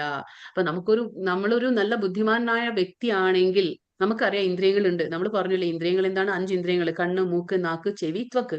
പക്ഷെ ഈ 5 ഇന്ദ്രിയങ്ങൾ നമ്മളെ കൊടുക്കും, നമ്മളെ ഈ ഭൗതികതയിൽ നമ്മളെ വീണ്ടും വീണ്ടും ബന്ധിപ്പിക്കും നമ്മളെ. അതുകൊണ്ട് ഒരു ബുദ്ധിയുള്ള വ്യക്തി എന്താ ചെയ്യേണ്ടത്? ഈ ഇന്ദ്രിയങ്ങളുടെ വിഷയത്തിന്റെ പിന്നാലെ പുറകെ പോവില്ല. അപ്പൊ പങ്കുകൊള്ളാറില്ല. കാരണം എന്താ? അല്ലയോ കുന്തിപുത്ര, ഭൗതിക സുഖങ്ങൾക്ക് ആദിയും അവസാനവും ഉണ്ട്. അദ്ദേഹത്തിന് നല്ല ബോധ്യം ഉണ്ടായിരിക്കും. ഒരു സുഖം കിട്ടുന്നുണ്ടെങ്കിൽ അതിനൊരു അന്ത്യം ഉണ്ടാവും. അതിനൊരു ആദി ഉണ്ടെങ്കിൽ, അതായത് ഒരു ബിഗിനിങ് എന്ന് നമ്മൾ പറയും, ഒരു തുടക്കം ഉണ്ടെങ്കിൽ അതിനൊരു എൻഡ് ഉണ്ട്, അല്ലെ? അവസാനവും ഉണ്ട്. അപ്പൊ ആ തുടക്കം ഉണ്ടെങ്കിൽ അവസാനമുണ്ട് എന്നുള്ളത് അദ്ദേഹത്തിന് ബോധ്യം ഉണ്ടാവും. അതുകൊണ്ട് അദ്ദേഹം അങ്ങനെയുള്ള ആ ഇന്ദ്രിയ മൂലം ഉണ്ടാകുന്നത്, ഭൗതിക ഇന്ദ്രിയം മൂലം ഉണ്ടാകുന്ന ആ സുഖങ്ങളിലൊന്നും അദ്ദേഹം പങ്കുകൊള്ളാറില്ല. അതാണ് പറയുന്നത്. അവസാനം എന്താണ്? എല്ലാത്തിനും അവസാനമുണ്ട്. അപ്പോ ബുദ്ധിമാന്മാർ സന്തോഷം കൊള്ളുന്നില്ല, ഇതിലൊന്നും തന്നെ അവര് സന്തോഷം കൊള്ളുന്നില്ല. ഇപ്പൊ നമുക്ക് ഈ ഉദാഹരണത്തിലൂടെ മനസ്സിലാക്കാം എങ്ങനെയാണ് നമ്മുടെ 5 ഇന്ദ്രിയങ്ങളും നമ്മളെ ഈ ഭൗതികതയിൽ നമ്മളെ കൊടുക്കുന്നത്, നമ്മളെ ആ ദുഃഖത്തിന് കാരണമാകുന്നത് നമുക്ക് മനസ്സിലാക്കാം. അതായത് കണ്ണ്, മൂക്ക്, നാക്ക്, ചെവി, ത്വക്ക് നമ്മൾ പറഞ്ഞു. അപ്പൊ ആദ്യത്തെ ചിത്രത്തിൽ ഈയാമ്പാറ്റ. അപ്പൊ ഈയാമ്പാറ്റ എന്തിന് ഉദാഹരണമാണ്? കണ്ണിന്. അപ്പൊ നമ്മുടെ 5 ഇന്ദ്രിയങ്ങളെ നമുക്ക് മനസ്സിലാക്കാം. കണ്ണ്. അപ്പൊ ആ കണ്ണിന് എന്താണ് ഉദാഹരണം? ഈയാമ്പാറ്റയാണ്. അപ്പൊ ഈ ഈയാമ്പാറ്റ എന്താ ചെയ്യുന്നത്? ആ വെളിച്ചം, അത് വെളിച്ചത്തിന് ഒരുപാട് എന്താ പറയാ, അതിന് ഒരുപാട് ആകർഷണം തോന്നുന്നത് എന്താണ്? ഈ വെളിച്ചമാണ്. അപ്പൊ ആ തീ കത്തുമ്പോൾ ആ ഒരു വെളിച്ചം ഉണ്ടാവുമ്പോൾ എന്താണ്? ഈ വെളിച്ചത്തിന് ആസക്തി കാരണം മൂലം, ഇതെന്താണ്? ആസക്തി ഉള്ളത് മൂലം അഗ്നിയിൽ വീണത് എന്താണ്? അത് സ്വയം നാശം വരുത്തുന്നതാണ്. അപ്പൊ അത് കത്തി ചാമ്പലാവാണ്, അതായത് ഈയാമ്പാറ്റ. അപ്പൊ എന്താണ് അതിന്റെ ദോഷം എന്ന് പറഞ്ഞാൽ, ആ വെളിച്ചം കാണുമ്പോൾ, കണ്ണുകൊണ്ട് അത് കാണാണ്, ആ കാണുമ്പോൾ അതിൽ ആസക്തി ഉണ്ടായിട്ട് അതിലേക്ക് ഇങ്ങനെ ആകർഷിക്കപ്പെടുകയാണ് ചെയ്യുന്നത്. അപ്പൊ അതിന്റെ നാശം, ജീവനാശം അത് സ്വയം വരുത്തുകയാണ് ചെയ്യുന്നത്. അപ്പൊ നമ്മുടെ കണ്ണു മൂലം ഉണ്ടാകുന്ന ആ നാശം. പിന്നെ രണ്ടാമത്തേത് മാനിനെ കാണുന്നു ഈ ചിത്രത്തിൽ. അപ്പൊ മാനിന് എന്തെന്ന് പറഞ്ഞാൽ, മാനിന് ഈ ഓടക്കുഴലിന്റെ ശബ്ദം വളരെ ഇഷ്ടമാണത്രേ, അതിന് വളരെ ഇഷ്ടമാണെന്ന്. അപ്പൊ ഈ വേടൻ ആ മാനിനെ പിടിക്കുന്നത് എങ്ങനെയാണ്? ആ ഓടക്കുഴൽ മൂലം തന്നെ. കാരണം എന്താ വെച്ചാൽ ആ ചെവി. അപ്പൊ ആ മാനിന് കൊടുക്കുന്നത് എന്താണ്? ആ ചെവിയാണ്. ആ ചെവി മൂലം ഉണ്ടാകുന്നതാണ് ആ മാനിന്റെ നാശം. അപ്പൊ ഇങ്ങനെ അത് കണ്ണായി, ഇപ്പൊ ചെവിയായി. ഇപ്പൊ ഇനി അടുത്തത് എന്താണ് നമ്മൾ പറയുന്നത്? ത്വക്ക്. ത്വക്ക് എന്ന് പറഞ്ഞാൽ ആ ആന എന്ന് പറഞ്ഞാൽ ത്വക്കിനുള്ള ഉദാഹരണമാണ്. എന്തുകൊണ്ടാന്ന് വെച്ചാല് ആനകളെല്ലാം എപ്പോഴും കൂട്ടമായിട്ടാണ് അത് സഞ്ചരിക്കുക, അല്ലെ? അപ്പൊ ഈ ആനയെ പിടിക്കണം, കൊമ്പനാനയെ പിടിക്കണമെങ്കിൽ നമ്മൾ എന്ത് ചെയ്യും? ഈ പെണ്ണാന, അല്ലെ? പെണ്ണാന മുമ്പിൽ ഇങ്ങനെ നടന്നുകൊണ്ടിരിക്കുമ്പോൾ ഈ ആനകൾ എല്ലാം കൂട്ടത്തിൽ വരുമ്പോ എന്താണ്? ആ മുട്ടി നടക്കും. അപ്പൊ ആ വഴിയിലൊക്കെ കുഴിച്ചിട്ടുണ്ടാവും. പക്ഷെ അത് അറിയില്ല. അപ്പൊ ആ ത്വക്ക്, അതായത് ആ സ്പർശനം മൂലം ഉണ്ടാകുന്ന ദുഃഖമാണ് ഈ ആനയ്ക്ക് ലഭിക്കുന്നത്. അപ്പൊ ത്വക്ക് മൂലം ഉണ്ടാകുന്ന ദുഃഖമാണ് ഈ ആനയ്ക്ക് കിട്ടുന്നത്. പിന്നെ നെക്സ്റ്റ് താഴത്തെ ചിത്രത്തിൽ എന്താ, താമരപ്പൂ. ഈ താമരപ്പൂവിന് വിരിയുമ്പോൾ ഒരു ഗന്ധമുണ്ട്. അപ്പൊ ഈ ഗന്ധത്തിന് അട്രാക്ട് ആയിട്ട്, അതായത് ഗന്ധത്തിന് ആസക്തി ഉണ്ടായിട്ട് എന്താണ് ഇത്, ഈ വണ്ട്. അപ്പൊ ഈ വണ്ട് എന്താണ്, ആ താമരപ്പൂ വിരിയുമ്പോൾ ഒരു ഗന്ധമുണ്ട്. അപ്പൊ അതിന് ആസക്തമായിട്ട് ആകർഷണം ഉണ്ടായിട്ട് ഈ വണ്ട് അതിലേക്ക് ചെല്ലുകയാണ്. അവിടെ എന്താ പറയാ, തേനിനെ ഇങ്ങനെ നുകർന്ന് ഇരിക്കുമ്പോൾ അത് സൂര്യാസ്തമാകുമ്പോൾ ഈ താമര പൂ ചുരുങ്ങിപ്പോവും. ആ താമരപ്പൂ ചുരുങ്ങിപ്പോയി ഈ വണ്ട് അതിൽ കുടുങ്ങുകയാണ് ചെയ്യുന്നത്. ആ താമരപ്പൂവിന്റെ ഉള്ളില് കുടുങ്ങുകയാണ്. കാരണം അത് ആസ്വദിച്ചിരിക്കുകയാണ്. നമ്മളും ഇങ്ങനെയാണ് ഭൗതികതയിൽ. നമ്മുടെ ഈ ഇന്ദ്രിയങ്ങൾ കൊണ്ട് എന്താണ് നമ്മളും ചെയ്യുന്നത്, ഇവിടെ ഓരോ ഇന്ദ്രിയം കൊണ്ട് ഓരോ സുഖം അനുഭവിക്കുകയാണ്. അപ്പൊ നമ്മളിവിടെ കുടുങ്ങിയിരിക്കുകയാണ്. നമ്മളും ഇവിടെ ഭൗതികതയിൽ ബന്ധിപ്പിക്കപ്പെടുകയാണ് ചെയ്യുന്നത്. നമ്മുടെ ഇന്ദ്രിയം മൂലം ഉണ്ടാകുന്നതാണ് ഇതൊക്കെ. അതുകൊണ്ടാണ് പറയുന്നത്, ബുദ്ധിമാൻ വ്യക്തി ഈ ഇന്ദ്രിയങ്ങളുടെ, ഭൗതികമായ ഇന്ദ്രിയങ്ങളുടെ സുഖത്തിൽ പങ്കുകൊള്ളാറില്ല എന്ന് പറയുന്നത് ഭഗവാൻ. പിന്നെ അടുത്തത് എന്ത് കണ്ടു, മത്സ്യം. അപ്പൊ എന്താണ്, നാക്ക് അല്ലെ. അപ്പൊ കണ്ണ്, മൂക്ക്, ത്വക്ക്, പിന്നെന്താ പറയാ നമ്മള് ഇപ്പൊ നാക്ക്. ഇപ്പൊ നാക്കിന്റെ കാര്യം പറയുമ്പോൾ നമുക്കൊരു മത്സ്യത്തെ പിടിക്കുമ്പോൾ വേറൊരു ചെറിയ മത്സ്യം ഇട്ട് കൊടുക്കും. അല്ലാന്നുണ്ടെങ്കിൽ വേറൊരു പുഴുവിനെ ആ ചൂണ്ടയിലിട്ട് നമ്മൾ ആ മത്സ്യത്തെ പിടിക്കും. അപ്പൊ ആ ഒരു കഴിക്കാൻ, ആ രുചിയുടെ എന്താ പറയാ, ആ രുചിയുടെ കാരണം എന്താണ്, ഇത് മത്സ്യം അത് സ്വന്തം നാശം വരുത്തുകയാണ് ചെയ്യുന്നത്. അപ്പൊ ഇങ്ങനെയാണ്. അപ്പൊ കണ്ണ്, മൂക്ക്, നാക്ക്, ത്വക്ക്, പിന്നെന്താ പറയാ, കണ്ണ്, മൂക്ക്, നാക്ക്, ചെവി, ത്വക്ക്. അപ്പൊ ഈ 5 ഇന്ദ്രിയങ്ങളും നമ്മളെ എങ്ങനെയാണ്, ഓരോ ഇന്ദ്രിയങ്ങളും ഓരോ ദുഃഖത്തിന് എങ്ങനെയാണ് നമ്മളെ കാരണമാക്കുന്നത്. അപ്പൊ ഭൗതികതയിൽ നമ്മൾ മനുഷ്യന്മാർക്കും ഇത് അപ്ലിക്കബിൾ ആണ്. നമ്മൾ മനുഷ്യന്മാരും അങ്ങനെയാണ്. ഓരോ ഇന്ദ്രിയങ്ങൾ മൂലം നമ്മളും കഷ്ടത്തിൽ, നമ്മൾ എന്താ പറയാ, ദുഃഖത്തിൽ ചെന്ന് നമ്മൾ ചാടുകയാണ്. പക്ഷെ ഒരു ബുദ്ധിമാനായ വ്യക്തി ഒരിക്കലും ഇങ്ങനെയുള്ള ഭൗതിക ഇന്ദ്രിയങ്ങളിൽ പങ്കുകൊള്ളാറില്ല ആ സുഖത്തിൽ. കാരണം എന്താണെന്ന് വെച്ചാൽ, ഒരു സുഖത്തിന് ദുഃഖം ഉണ്ടെന്നും അദ്ദേഹത്തിന് നല്ല ബോധ്യമുണ്ടായിരിക്കും. ലഭന്തെ ബ്രഹ്മ നിർവാണാം ഋഷയ ക്ഷീണ കൽമഷാഹ ചിന്നദ്വൈതായതാത്മാന സർവഭൂതഹിതേരതാഹ സംശയം. അപ്പൊ ഇവിടെ എന്താ പറയുന്നത്, ഇപ്പൊ നമുക്ക് നോക്കാം. ഇതിൽ ആരൊക്കെയാണ് ബ്രഹ്മ നിർവാണം പോകുന്നത്, അതിന് ആൻസർ ആണ് ഇപ്പൊ പറഞ്ഞുകൊണ്ടിരിക്കുന്നത്. ആരൊക്കെയാണ് നമുക്ക് നോക്കാം. ആരൊക്കെയാണ് ബ്രഹ്മ നിർവാണം പോകുന്നത്. ഫസ്റ്റ് നമുക്ക് നോക്കാം. സംശയങ്ങളിൽ നിന്ന് ഉത്ഭവിക്കുന്ന ദ്വന്ദ്വങ്ങൾക്ക് അതീതരായവരും മനസ്സ് തന്നിൽ തന്നെ വ്യാപരിക്കുന്നവരും എപ്പോഴും സകല ജീവജാലങ്ങളുടെയും ക്ഷേമ ഐശ്വര്യ പ്രവർത്തനങ്ങളിൽ തിരക്കിട്ട് പ്രവർത്തിച്ചുകൊണ്ടിരിക്കുന്നവരും സർവ പാപങ്ങളിൽ നിന്നും മോചനം നേടിയവരുമായിട്ടുള്ളവർക്ക് ബ്രഹ്മനിർവാണം പോകുന്നു. അപ്പൊ ബ്രഹ്മനിർവാണം എന്ന് പറഞ്ഞാൽ എന്താണ്, ആദ്യം നമുക്കത് മനസ്സിലാക്കണം. അപ്പൊ ബ്രഹ്മനിർവാണം എന്ന് പറഞ്ഞാൽ വേറൊന്നുമില്ല, ആ ഭൗതികതയിൽ നിന്ന് നമ്മൾ ആധ്യാത്മികതയിലേക്ക് ഉയരുന്നതാണ് ബ്രഹ്മനിർവാണം. നമ്മളിപ്പോ ഭൂമിയിലുണ്ടല്ലേ, ഈ ഭൂമി, ഈ കാണുന്നതെല്ലാം ഭൗതികതയാണ്. അപ്പൊ ഈ ഭൗതിക ലോകത്ത് ഇരുന്നു കൊണ്ട് തന്നെ നമ്മൾ ആധ്യാത്മികമായി ഉയർച്ച ഉണ്ടാകുമ്പോൾ അതെന്താണ്, നിർവാണം. അപ്പൊ എങ്ങനെയാണ് ഇത് കിട്ടുന്നത്, എങ്ങനെയുള്ളവർക്കാണ്? ഭഗവാൻ പറയുന്നു, സംശയങ്ങളിൽ നിന്ന് ഉത്ഭവിക്കുന്ന ദ്വന്ദ്വങ്ങൾക്ക് അതീതരായവര്. നമുക്കറിയാം ദ്വന്ദ്വങ്ങൾ അല്ലെ, സുഖ ദുഃഖം, ലാഭനഷ്ടം, ജയം തോൽവി, സന്തുഷ്ടി സന്താപം, ഇങ്ങനെയുള്ള കാര്യങ്ങൾ, ശരിയാണോ തെറ്റാണോ, ഇങ്ങനെയുള്ള ദ്വന്ദ്വങ്ങളിൽ നിന്ന് അവര് ഒഴിഞ്ഞു നിൽക്കും. സംശയങ്ങളിൽ നിന്ന് ഉത്ഭവിക്കുന്ന ഈ ദ്വന്ദ്വങ്ങൾ സംശയങ്ങളാണ് നമുക്ക് അല്ലെ. എന്തെങ്കിലും ഒരു കാര്യം ചെയ്ത്, അയ്യോ ശരിയായോ ഞാൻ ചെയ്തത്, അത് തെറ്റായോ, അത് ആ സംശയങ്ങൾ അല്ലെ. അതിൽ നിന്നുണ്ടാകുന്ന ഈ ദ്വന്ദ്വങ്ങളിൽ നിന്ന് അതീതരായവർക്ക്, പിന്നെ മനസ്സ് തന്നിൽ തന്നെ വ്യാപരിക്കുന്നവർ. അതായത് നമുക്കറിയാം, നമ്മുടെ മനസ്സിനെ അങ്ങോട്ട് അയച്ചു വിടരുത്, നമ്മുടെ മനസ്സിനെ നിയന്ത്രിക്കണം. അത് ഭഗവാനിൽ തന്നെ, നമ്മളിൽ തന്നെ കൊണ്ടുവരണം. മനസ്സിനെ, ഓടുന്ന ആ മനസ്സിനെ പിടിച്ചു നിർത്താൻ എളുപ്പമല്ല, പക്ഷെ എങ്കിലും നമ്മൾ കൊണ്ടുവരണം. അതുകൊണ്ടാണ് നമ്മൾ പറയുന്നത് നാമജപം ചെയ്യണം. നാമജപം ചെയ്യുമ്പോൾ എന്താ സംഭവിക്കുക, നമ്മുടെ മനസ്സ് സ്വയം നിയന്ത്രിതരാകും.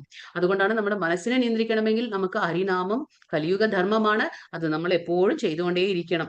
അങ്ങനെ ചെയ്യുമ്പോഴാണ് മനസ്സിനെ നിയന്ത്രിക്കാൻ പറ്റുള്ളൂ. അപ്പൊ മനസ്സ് തന്നിൽ തന്നെ വ്യാപരിക്കുന്നവർ, വേറെ ഒന്നും തന്നെ ചിന്തിക്കാതെ എപ്പോഴും ഭഗവാനെ കുറിച്ച് മാത്രം ചിന്തിച്ചുകൊണ്ടിരിക്കുന്നവർ. അപ്പൊ അങ്ങനെ മാത്രമേ പറ്റുള്ളൂ. നമ്മൾ പറഞ്ഞില്ലേ, വിഷ്ണു സ്മരണം, നമ്മൾ ഭഗവാന്റെ കാര്യങ്ങൾ കേൾക്കുക. ഭഗവാന്റെ കാര്യങ്ങൾ 1 മണിക്കൂറേ നമ്മൾ കേൾക്കുന്നു എങ്കിലും, പക്ഷെ നമ്മൾ ആ 24 മണിക്കൂറിൽ നമ്മൾ എന്താ ചെയ്യുക, നമ്മൾ ഏത് കാര്യം ചെയ്യുമ്പോഴും ആ കേട്ടതിനെ കുറിച്ച് വീണ്ടും വീണ്ടും മനനം ചെയ്യുക. നമ്മൾ എന്താണ്, ശ്രവണം ചെയ്ത് വീണ്ടും മനനം ചെയ്യുന്നത്. മനനം എന്ന് പറഞ്ഞാൽ വീണ്ടും വീണ്ടും അതിനെ ആലോചിക്കുക. നമ്മൾ ഇന്ന് എന്താണ് ക്ലാസ്സിൽ കേട്ടത്, ഇന്ന് എന്താണ് ഭഗവാൻ പറഞ്ഞത്, കർമ്മം എങ്ങനെ ചെയ്യണം എന്ന് പറഞ്ഞു, എങ്ങനെയാണ് മനസ്സിനെ നിയന്ത്രിക്കുക, ഇങ്ങനെയുള്ള കാര്യങ്ങൾ നമ്മൾ ആലോചിച്ചുകൊണ്ട് വീണ്ടും വീണ്ടും മനനം ചെയ്യുന്നത്. അപ്പോൾ എപ്പോഴും മനസ്സിനെ തന്നിൽ തന്നെ വ്യാപരിക്കുന്നവരും, പിന്നെ ഒന്നും ചിന്തിക്കാതെ, വേറൊരു ചിന്തിക്കാതെ ഭഗവാനെ തന്നെ എപ്പോഴും ചിന്തിക്കുന്നവരും, പിന്നെ സകല ജീവജാലങ്ങളുടെ ക്ഷേമ ഐശ്വര്യത്തിൽ പ്രവർത്തിക്കുന്നവര്. അപ്പോൾ നമുക്കറിയാം എല്ലാവരിലും ഭഗവാനുണ്ട് പരമാത്മാ രൂപത്തിൽ. അപ്പൊ നമ്മൾ എന്താണ് അനാവശ്യമായിട്ട് മറ്റുള്ളവരെ ഉപദ്രവിക്കാതെ, അത് ഏത് ജീവജാലങ്ങളായിക്കോട്ടെ, കാരണം ഭഗവാന്റെയാണ് സൃഷ്ടി, നമ്മുടെ അല്ല, നമ്മൾ സൃഷ്ടിച്ചതല്ല, എല്ലാം ഭഗവാൻ സൃഷ്ടിച്ചതാ. അപ്പൊ നമുക്ക് യാതൊരു അവകാശവും ഇല്ല അവരെയൊക്കെ ഉപദ്രവിക്കാൻ. അപ്പൊ ആരെയും ഉപദ്രവിക്കാതെ സകല ജീവജാലങ്ങളുടെയും ക്ഷേമ ഐശ്വര്യത്തിൽ നമ്മൾ പ്രവർത്തിക്കണം. അങ്ങനെ പ്രവർത്തിക്കണം. ഇങ്ങനെയൊക്കെ ചെയ്യുന്നവർക്ക് എന്താണ്? ബ്രഹ്മനിർവാണം പോകും. അങ്ങനെയുള്ളവര് ബ്രഹ്മനിർവാണം എന്ന് പറഞ്ഞാൽ എന്താണ്? ഭൗതികതയിൽ നിന്നുകൊണ്ട് നമ്മൾ ആധ്യാത്മികതയിലേക്ക് ഉയരുന്നതാണ് ബ്രഹ്മനിർവാണം. കാമക്രോധ വിമുക്താനാം യതീനാം യത ചേതസാം അഭിതോ ബ്രഹ്മനിർവാണം വർത്തതേ വിദിതാത്മനഃ ആത്മനാം. കാമക്രോധങ്ങളിൽ നിന്നൊഴിഞ്ഞ് അച്ചടക്കത്തോടെ പരിപൂർണതയ്ക്ക് വേണ്ടി അനവരതം യത്നിക്കുന്ന ആത്മസാക്ഷാത്കാരം നേടിയവർക്ക് അചിരേണ പരമപദപ്രാപ്തി സുനിശ്ചിതമാണ്. ഈ പരമപദപ്രാപ്തി എന്ന് പറഞ്ഞ വേറൊന്നുമല്ല, ഭഗവാന്റെ ഗോലോക ധാമം. അതാണ് ഭഗവാന്റെ ധാമം. ഭഗവാൻ അവിടെ വസിക്കുന്നുണ്ട്. ഭഗവാൻ ഇരു കൈകളായിട്ട് ശ്യാമസുന്ദര രൂപത്തിൽ ഭഗവാന്റെ ധാമത്തിൽ ഭഗവാൻ വസിക്കുന്നുണ്ട്. അത് ഇവിടെയല്ല, നമുക്ക് മനസ്സിലാക്കാം, ഇനി വരുന്ന അധ്യായങ്ങളിലും മനസ്സിലാക്കാം. അതാണ് പരമപദപ്രാപ്തി. ഭഗവാന്റെ ധാമത്തിലേക്ക് നമ്മൾ പോകണമെങ്കിൽ, കാരണം നമ്മൾ മനസ്സിലാക്കി പരിപൂർണത എന്ന് പറയുമ്പോൾ ഈ ജീവാത്മാവും ഭഗവാൻ, അതായത് പരമാത്മാവും തമ്മിലുള്ള ആ ബന്ധനമാണ് പരിപൂർണത. ആ പരിപൂർണത വരണമെങ്കിൽ നമ്മൾ ഭഗവത് പ്രാപ്തി നേടണം. ആ പരമപദപ്രാപ്തി നമുക്ക് വേണം. അത് എങ്ങനെ കിട്ടും? കാമക്രോധത്തിൽ നിന്ന് ഒഴിഞ്ഞ്. നമ്മൾ പറഞ്ഞില്ലേ, ഈ ഇഹലോകത്തിലെ ശത്രു കാമമാണ്. കാമത്തിൽ നിന്ന് ക്രോധം വരും. എന്നിട്ട് അത് നമ്മളെ പ്രേരിപ്പിക്കുകയാണ്, പാപം ചെയ്യാൻ നമ്മളെ പ്രേരിപ്പിക്കുകയാണ് ഈ കാമക്രോധം. അപ്പൊ ഇതിൽ നിന്ന് നമ്മൾ ഫ്രീ ആകണം, അല്ലെങ്കിൽ നമ്മൾ വീണ്ടും വീണ്ടും ബന്ധിക്കപ്പെടാണ്, ഇവിടെ മോഹിതരായി നമ്മൾ ജീവിക്കുകയാണ് ഈ ഭൂമിയിൽ. അപ്പൊ അച്ചടക്കത്തോടെ പരിപൂർണതയ്ക്ക് വേണ്ടി അനവരതം യത്നിക്കണം. നമ്മൾ പറഞ്ഞില്ലേ ഇന്നലെ ദാമോദര ലീലയിൽ നമ്മൾ മനസ്സിലാക്കിയില്ലേ, ആ യശോദമ്മ അത്രയും പ്രയത്നിച്ചതിന് ശേഷമാണ് ഭഗവാൻ അനുവദിച്ചത് ഭഗവാനെ കെട്ടിയിടാൻ. അപ്പൊ നമ്മുടെ പ്രയത്നം ഉണ്ടെങ്കിലേ ഭഗവാനെ നമുക്ക് പ്രാപ്തമാകാൻ പറ്റുള്ളൂ. അപ്പൊ നമ്മുടെ പ്രയത്നം അനവരതം നമ്മൾ പ്രയത്നിച്ചുകൊണ്ടേയിരിക്കണം. എങ്കിൽ മാത്രമേ ആത്മസാക്ഷാത്കാരം നമുക്ക് നേടാൻ പറ്റുള്ളൂ. എന്നിട്ട് ഭഗവത് പ്രാപ്തി നമുക്ക് ഉണ്ടാക്കിയെടുക്കാൻ പറ്റുള്ളൂ. അപ്പൊ കാമക്രോധം അത് നമുക്ക് തീർച്ചയായിട്ടും അത് നമ്മൾ നിയന്ത്രിക്കണം. കാരണം നമുക്കറിയാം, കാമം എവിടുന്ന തുടക്കമിടുന്നേ? അത് നമ്മുടെ ഇന്ദ്രിയ വിഷയങ്ങളിൽ നമ്മൾ ചിന്തിക്കുമ്പോൾ. ആ 8 സ്റ്റേജ് നമ്മൾ പറഞ്ഞില്ലേ, ഇന്ദ്രിയ വിഷയങ്ങൾ നമ്മൾ ചിന്തിക്കുമ്പോഴാണ് ഈ കാമം തുടങ്ങുന്നത്. അതിയായ ആസക്തി. കാമം എന്ന് പറഞ്ഞാൽ അതിയായ ആസക്തി. കിട്ടാതെ വരുമ്പോൾ ഉണ്ടാകുന്നത് ക്രോധം. അപ്പൊ അത് നമ്മൾ ആ ഇന്ദ്രിയ വിഷയങ്ങൾ ചിന്തിക്കുന്നത് നിർത്തണം ആദ്യം. ഒരുപാട് നമുക്ക് ആ മോഹം തോന്നരുത്. അത് വേണം, ഇത് വേണം, അങ്ങനെ വേണം. അപ്പൊ അടക്കാനാവാത്ത ആഗ്രഹങ്ങൾ അത് നമ്മൾ നിയന്ത്രിച്ചാലേ നമുക്ക് കാമക്രോധമെല്ലാം കൺട്രോളിൽ വരുന്നുള്ളൂ. നോട്ടം കൊണ്ട് മാത്രമാണത്രേ മത്സ്യം കുഞ്ഞുങ്ങളെ പോറ്റുന്നത്. ആമ ധ്യാനം കൊണ്ടും ആമ കരയിലാണ് മുട്ടയിടുന്നത്. വെള്ളത്തിൽ കിടന്നുകൊണ്ട് ആ മുട്ടകളിൽ മനസ്സൂന്നുകയും ചെയ്യുന്നു. അപ്പോ ഇത് പറയുന്ന ഉപമ ശരിയാണ്. അതായത് നോട്ടം കൊണ്ട് മാത്രമാണത്രേ മത്സ്യം കുഞ്ഞുങ്ങളെ പോറ്റുന്നത്.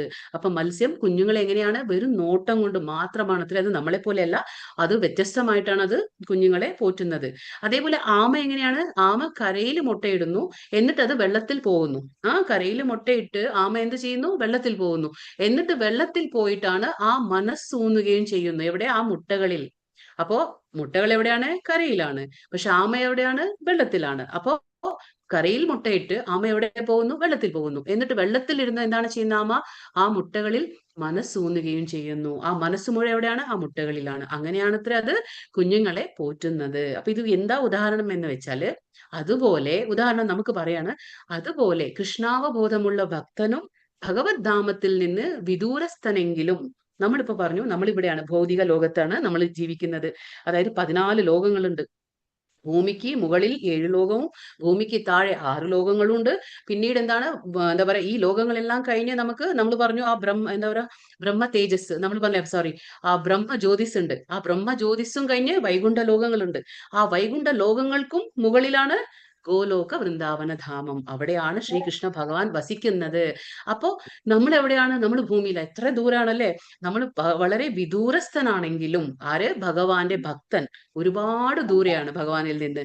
എങ്കിലും എന്താണ് പറയുന്നത്? നിരന്തരമായ ധ്യാനം കൊണ്ട്, കൃഷ്ണാവബോധ പ്രവർത്തനം കൊണ്ടും ആ ധാമത്തിലേക്ക് സ്വയം ഉയരാൻ പറ്റും. നമ്മൾ ഇവിടെ ഇരുന്നു കൊണ്ട് തന്നെ ചെയ്യാം. നമുക്ക് വേറെ ലോകമൊന്നും ഭഗവാൻ തരുന്നില്ല, അല്ലെ? നമുക്ക് ഇവിടെ ഇരുന്നു കൊണ്ട് തന്നെ നമുക്ക് ഉയരാൻ പറ്റും. നമ്മൾ വേറെ ലോകമൊന്നും തരുന്നില്ല ഭഗവാൻ. ഇവിടെ ഇരുന്നു കൊണ്ട് നമുക്ക് ഭഗവത് സേവനം ചെയ്തുകൊണ്ട്, ഭഗവാനെ ധ്യാനിച്ചുകൊണ്ട്, ഇപ്പോ മുട്ട കരയിലിട്ടിട്ട് ആമ പോയി വെള്ളത്തിലിരുന്ന് ധ്യാനിക്കുന്നത് പോലെ നമ്മൾ ഇവിടെ ഇരുന്നു കൊണ്ട് ഭഗവാൻ സേവനം ചെയ്തുകൊണ്ട് അനുഷ്ഠിച്ചുകൊണ്ട് നമുക്ക് എന്താ പറയാ, ഭഗവാൻ ധാമത്തിലുള്ള ആ ഭഗവാനെ ധ്യാനിച്ചുകൊണ്ട് നമുക്ക് ഉയരാൻ പറ്റും എന്നാണ് പറഞ്ഞു തരുന്നത്. ഭൗതിക ക്ലേശങ്ങളുടെ ആഘാതം അയാൾക്ക് അനുഭവപ്പെടില്ല. ഇങ്ങനെയുള്ള ഒരു വ്യക്തിക്ക് ഭൗതിക ക്ലേശങ്ങൾ അനുഭവപ്പെടില്ല. അപ്പൊ നമ്മൾ പറഞ്ഞു ഭൗതിക ക്ലേശങ്ങൾ എന്തൊക്കെയാണ്? 3 തരത്തിലാണ് ഭൗതിക ക്ലേശങ്ങൾ ഉള്ളത്. എന്തൊക്കെയാണത്? ആധ്യാത്മ ക്ലേശങ്ങളും പിന്നെ ആദി ദൈവിക ക്ലേശങ്ങളും ആദി ഭൗതിക ക്ലേശങ്ങളും. 3 തരത്തിലാണ് ക്ലേശങ്ങൾ. ഇതല്ലാതെ ഒന്നും തന്നെ ഈ ഭൂമിയിൽ നമുക്ക് കാണാൻ കിട്ടില്ല. 3 തരത്തിലാണ് ഈ ക്ലേശങ്ങളെ തിരിച്ചിരിക്കുന്നത്. എന്താണ്? ആദ്യത്തേത് ആധ്യാത്മിക ക്ലേശങ്ങൾ, ആദി ദൈവിക ക്ലേശങ്ങൾ, ആദി ഭൗതിക ക്ലേശങ്ങൾ. ആധ്യാത്മിക ക്ലേശങ്ങൾ എന്ന് പറഞ്ഞാൽ എന്താണ്? അതായത് മനസ്സുകൊണ്ടും നമ്മുടെ ശരീരം കൊണ്ടും ഉണ്ടാകുന്ന ബുദ്ധിമുട്ടുകളാണ് നമുക്ക്. അപ്പൊ നമുക്കറിയാം നമ്മുടെ മനസ്സ് തന്നെ നമ്മുടെ ശത്രുവാണ്. അത് നമുക്ക് വരും നാളത്തെ അധ്യായത്തിൽ മനസ്സിലാക്കാം. അപ്പൊ നമ്മുടെ മനസ്സ് തന്നെ നമുക്ക് എന്താ പറയുക, ചിലപ്പോൾ നമുക്ക് ഒരു സുഖം തരും, ചിലപ്പോൾ നമുക്കൊരു സന്തോഷം തരും, ചിലപ്പോൾ ദുഃഖം തരും. അപ്പൊ അതൊക്കെ നമ്മുടെ മനസ്സിന്റെ ഒരു അവസ്ഥയാണ്. ഇപ്പോൾ നമുക്ക് തോന്നും ഞാൻ നാളെ ആ വീട്ടിൽ പോയി അല്ലെങ്കിൽ ഞാൻ അവിടെ താമസിക്കാൻ തുടങ്ങിയാൽ ഞാൻ സന്തോഷമായിരിക്കും. അല്ല, നമ്മൾ എവിടെ പോയാലും സന്തോഷിക്കണമെങ്കിൽ നമ്മുടെ ആ മനസ്സ് സന്തോഷിക്കണം, അത്രമാത്രം. ഒരു അവസ്ഥകളാണ് ഇതെല്ലാം. അപ്പൊ നമുക്ക് അവിടെ പോയ സന്തോഷിക്കും, ഞാൻ ഇങ്ങനെ ചെയ്താൽ സന്തോഷിക്കും, ഞാൻ അവിടെ ചെന്നാൽ സന്തോഷിക്കും, ഒന്നുമില്ല. അതൊക്കെ ഒരു അവസ്ഥകളാണ്. അപ്പോ ഈ മനസ്സുകൊണ്ടും മനസ്സ് മൂലം ഉണ്ടാകുന്ന ആ അസ്വസ്ഥകൾ, ആ ക്ലേശങ്ങൾ, പിന്നെ ശാരീരികമായിട്ട് നമ്മൾ ഒരുപാട് വ്യാധികൾ ഉണ്ടാവും നമുക്ക്, അല്ലെ? അപ്പൊ നമുക്ക് ഒരുപാട് ബുദ്ധിമുട്ടുകൾ ഉണ്ടാവും, നമുക്ക് ഒരുപാട് അസുഖങ്ങൾ ഉണ്ടാവും. ഇതൊക്കെ എങ്ങനെയാണ് പറയുന്നത്? ഇത് എന്താ പറയുന്നത്? പൂർവജന്മ കൃതം പാപം വ്യാധി രൂപേണ ജായത്തെ. അതായത് മുൻജന്മത്തിൽ നമ്മൾ ചെയ്ത കർമ്മങ്ങൾ, ആ പാപങ്ങൾ, അത് മൂലമാണ് നമുക്ക് ഓരോ അസുഖങ്ങളും ഈ ജന്മത്തിൽ നമുക്ക് ലഭിക്കുന്നത്. അപ്പോ നമ്മുടെ ശാരീരികമായിട്ടും മാനസികമായിട്ടും ഉണ്ടാകുന്ന ക്ലേശങ്ങളാണ് ആധ്യാത്മിക ക്ലേശങ്ങൾ. പിന്നെ ആദി ദൈവിക ക്ലേശങ്ങൾ അതെന്താണ്? അതെന്ന് പറഞ്ഞാൽ ആദി ദൈവിക എന്ന് പറഞ്ഞാൽ നമുക്കറിയാം ഭഗവാൻ ശ്രീകൃഷ്ണൻ പരമനിയന്താവാണ്. ഭഗവാന്റെ കീഴിൽ ആരാണ്? ഈ എല്ലാ ദേവന്മാരും വരുന്നുണ്ട്. അപ്പൊ എല്ലാ ദേവന്മാരും ഭഗവാന്റെ പ്രതിനിധികളാണ്. ഓരോരുത്തരും നമുക്കറിയാം, വായുദേവനുണ്ട്, അഗ്നിദേവനുണ്ട്, വരുണദേവനുണ്ട്, ഇങ്ങനെ പല ദേവന്മാരുണ്ട്, അല്ലെ? ഇവരൊക്കെ ആരാണ്? ഭഗവാന്റെ പ്രതിനിധികളാണ്. അപ്പൊ ഓരോരുത്തർക്കും ഓരോ ഡിപ്പാർട്ട്മെന്റ് ഉണ്ട്. അപ്പൊ അവര് മൂലം നമുക്ക് തരുന്ന ഓരോ ബുദ്ധിമുട്ടുകൾ ഏതൊക്കെയാണ്? നമുക്കറിയാം, കൊറോണ വന്നു, അല്ലെ? വെള്ളപ്പൊക്കം ഉണ്ടാവുന്നു, പിന്നെ എന്താ പറയാ, ഭൂമി കുലുക്കം ഉണ്ടാകുന്നു. അപ്പൊ ഇതൊക്കെ എന്താണ്? ഇതൊക്കെയാണ് ഭഗവാന്റെ ആ സൈഡിൽ നിന്നും വരുന്നതാണ് ആദി ദൈവികം. പിന്നെ ആദി ഭൗതിക ക്ലേശം എന്ന് പറഞ്ഞാൽ എന്താണ്? നമ്മുടെ കുടുംബാംഗങ്ങളിൽ നിന്ന്, ബന്ധുമിത്രാദികളിൽ നിന്നുണ്ടാകുന്നത്, പിന്നെ ജന്തുക്കളിൽ നിന്നും ഉണ്ടാകുന്നത്, കീടങ്ങളിൽ നിന്നുണ്ടാകുന്നത്, പക്ഷി മൃഗാദികളിൽ നിന്ന് നമുക്ക് ഉണ്ടാകുന്ന ക്ലേശങ്ങൾ, ഇതൊക്കെ എന്താണ്? ആദി ഭൗതികമായിട്ടുള്ള ക്ലേശങ്ങളാണ്. നമ്മൾ പറയില്ലേ, ഫ്രണ്ട്സിൽ നിന്നോ റിലേറ്റീവ്സിൽ നിന്നോ അനിമൽസ്, ഇൻസെക്ട്സ്, ഇങ്ങനെയൊക്കെ പറയില്ലേ, ഇതിൽ നിന്നുണ്ടാകുന്നതെല്ലാം ക്ലേശങ്ങളും ആദി ഭൗതികമായിട്ടുള്ള ക്ലേശങ്ങളാണ്. അപ്പൊ ആധ്യാത്മിക എന്ന് പറഞ്ഞാൽ മനസ്സും ശരീരവും, ആദി ദൈവിക എന്ന് പറഞ്ഞാൽ നമുക്ക് ഇങ്ങനെ ഭഗവാൻ ആ സൈഡിൽ, അതായത് എന്താ പറയാ, ഭഗവാന്റെ റെപ്രസെന്റേറ്റീവ്സ് നമ്മൾ പറയും, ആ ദേവന്മാരിൽ നിന്നുണ്ടാകുന്ന ആ ക്ലേശങ്ങളും, പിന്നെ നമ്മുടെ സ്വന്തക്കാരിൽ നിന്നും, കുടുംബക്കാരിൽ നിന്നും, ഫ്രണ്ട്സുകളിൽ നിന്നും, പിന്നെ മറ്റുള്ള മൃഗങ്ങളിൽ നിന്നും, പക്ഷികളിൽ നിന്നും എല്ലാം ഉണ്ടാകുന്ന ക്ലേശങ്ങളൊക്കെയാണ് ഭൗതിക ക്ലേശങ്ങൾ. അപ്പൊ ഇതെന്താ പറയുന്നത്? ഭൗതിക ക്ലേശങ്ങളുടെ ആഘാതം അയാൾക്ക് അനുഭവപ്പെടില്ല. സദാ പരമപുരുഷനിൽ മുഴുകിയിരിക്കുന്നത് മൂലം പ്രാപഞ്ചിക ക്ലേശങ്ങൾ തീണ്ടാത്ത ഈ അവസ്ഥയാണ് ബ്രഹ്മനിർവാണം. അപ്പൊ നമ്മൾ ഈ ഭൗതിക ലോകത്തിൽ തന്നെ ഇരുന്നു കൊണ്ട് ഈ 3 ക്ലേശത്തിൽ നിന്നും നമുക്ക് ഫ്രീ ആകാൻ പറ്റും, നമുക്ക് മുക്തരായി ജീവിക്കാൻ പറ്റും. അതാണ് ബ്രഹ്മനിർവാണം. ബ്രഹ്മനിർവാണം എന്ന് പറഞ്ഞാൽ നമുക്ക് വേറെ ലോകത്തിലൊന്നും നമ്മൾ പോകുന്നില്ല, ഇവിടെ ഇരുന്നു കൊണ്ട് തന്നെ കാരണം നമ്മൾ ആ ധ്യാനം, ഭഗവാൻ ഇവിടെ ഇരുന്നു കൊണ്ട് നമ്മൾ ചെയ്യുന്ന ഓരോ കർമ്മവും ഭഗവാന് സമർപ്പിച്ചുകൊണ്ട്, ഭഗവാന്റെ എന്താ പറയുക, എല്ലാത്തിന്റെയും നിയന്താവാണെന്ന് മനസ്സിലാക്കിക്കൊണ്ടും, എല്ലാം ഭഗവാന്റെ അധീനതയിലാണ് എന്ന് മനസ്സിലാക്കിക്കൊണ്ട് നമ്മൾ ഓരോ കർമ്മവും ചെയ്യുമ്പോൾ, ഓരോ പ്രവൃത്തികൾ നമ്മൾ ചെയ്യുമ്പോൾ എന്താണ്? അതെല്ലാം അങ്ങനെയുള്ള ഒരു വ്യക്തിക്ക് എന്താണ്? ബ്രഹ്മനിർവാണം കിട്ടുകയാണ്. അതായത് ഭൗതികതയിൽ നിന്ന് അയാള് ആധ്യാത്മികതയിലേക്ക് ഉയരാൻ കഴിയും അദ്ദേഹത്തിന്. അതൊക്കെയാണ് ഇത് പറഞ്ഞു തരുന്നത്. ലാസ്റ്റ് ശ്ലോകമാണ്, വളരെ ഇമ്പോർട്ടന്റ് ആയിട്ടുള്ള ശ്ലോകമാണ്. നമ്മുടെ മൊത്തം ഭഗവത്ഗീതയിലെ 700 ശ്ലോകങ്ങളിലെ വെച്ച് ഇത് ശാന്തി മന്ത്രം എന്നാണ് ഈ ശ്ലോകത്തെ പറയുന്നത്. നമ്മൾ എന്താണ്? ശാന്തി മന്ത്രം അല്ലെങ്കിൽ ശാന്തി ശ്ലോകം എന്ന് ഈ ശ്ലോകത്തെ പറയും. 5.29 ഭോക്താരം യജ്ഞ തപസാം സർവലോക മഹേശ്വരം സുഹൃദം സർവഭൂതാനാം മാം ശാന്തി മൃച്ഛതി. യജ്ഞങ്ങളുടെയും തപസ്സുകളുടെയും ഭോക്താവും ദേവന്മാരുടെയും സർവ്വലോകങ്ങളുടെയും അധിപനും എല്ലാ ജീവജാലങ്ങളുടെയും സുഹൃത്തും അഭ്യുദയാകാംക്ഷിയുമാണെന്ന് ഞാനാണെന്ന് മനസ്സിലാക്കിയ തികഞ്ഞ കൃഷ്ണാവബോധമുള്ള ഒരു വ്യക്തി ഭൗതിക ക്ലേശങ്ങളിൽ നിന്നൊഴിഞ്ഞ് ശാന്തി നേടുന്നു. അപ്പൊ അതാണ് ശാന്തി മന്ത്രം എന്ന് പറയും, ശാന്തി ശ്ലോകം എന്ന് പറയും ഇതിനെ. ഭഗവത്ഗീത 700 ശ്ലോകങ്ങളിൽ ഇതാണ് ശാന്തി ശ്ലോകം. അപ്പൊ ഇത് നമുക്ക് വളരെയധികം ഇമ്പോർട്ടന്റ് ആയിട്ടുള്ള ഒരു ശ്ലോകം. എന്താണ് ഇവിടെ പറയുന്നത്? 3 കാര്യങ്ങൾ. അതായത് ആർക്കാണോ ഈ 3 കാര്യങ്ങൾ മനസ്സിലാകുന്നത് ആ വ്യക്തിക്ക് ഭൗതിക ക്ലേശങ്ങൾ, ആധ്യാത്മിക, ആദിദൈവിക, ആദിഭൗതിക, 3 ക്ലേശങ്ങൾ അദ്ദേഹത്തിനെ ബാധിക്കുന്നില്ല. അദ്ദേഹം ശാന്തിയോടെ ഇവിടെ ജീവിക്കാൻ കഴിയും. എന്താണ് ആ 3 കാര്യങ്ങൾ? ആദ്യത്തെ കാര്യം, യജ്ഞങ്ങളുടെയും തപസ്സുകളുടെയും ഭോക്താവാണ്. ആര്? കൃഷ്ണൻ. എന്താണ്? യജ്ഞങ്ങളുടെയും തപസ്സുകളുടെയും ഭോക്താവാണ്. രണ്ടാമത്തെ കാര്യം, ദേവന്മാരുടെയും സർവ്വലോകങ്ങളുടെയും അധിപനാണ്. കൃഷ്ണൻ ആരാണ്? ദേവന്മാരുടെയും സർവ്വലോകങ്ങളുടെയും അധിപനാണ്. മൂന്നാമത്തെ കാര്യം, എല്ലാ ജീവികളുടെയും, നമ്മൾ പറഞ്ഞു എല്ലാ ജീവികളിലും ഭഗവാൻ പരമാത്മാ രൂപത്തിലുണ്ട്. അതുകൊണ്ട് എല്ലാ ജീവികളുടെയും സുഹൃത്തും അഭ്യുദയ കാംക്ഷിയും ഞാനെന്ന് മനസ്സിലാക്കിയ ഒരാൾക്ക്, തികഞ്ഞ കൃഷ്ണാവബോധമുള്ള ഒരു വ്യക്തിക്ക് ഭൗതിക ക്ലേശങ്ങളിൽ നിന്നൊഴിഞ്ഞ് ശാന്തി നേടാൻ കഴിയും. അപ്പൊ ഇതാണ് ശാന്തി മന്ത്രം എന്ന് നമ്മൾ പറയുന്നത്. അപ്പൊ കൃഷ്ണാവബോധ പ്രവർത്തനം എങ്ങനെ ഉണ്ടായിരിക്കണം?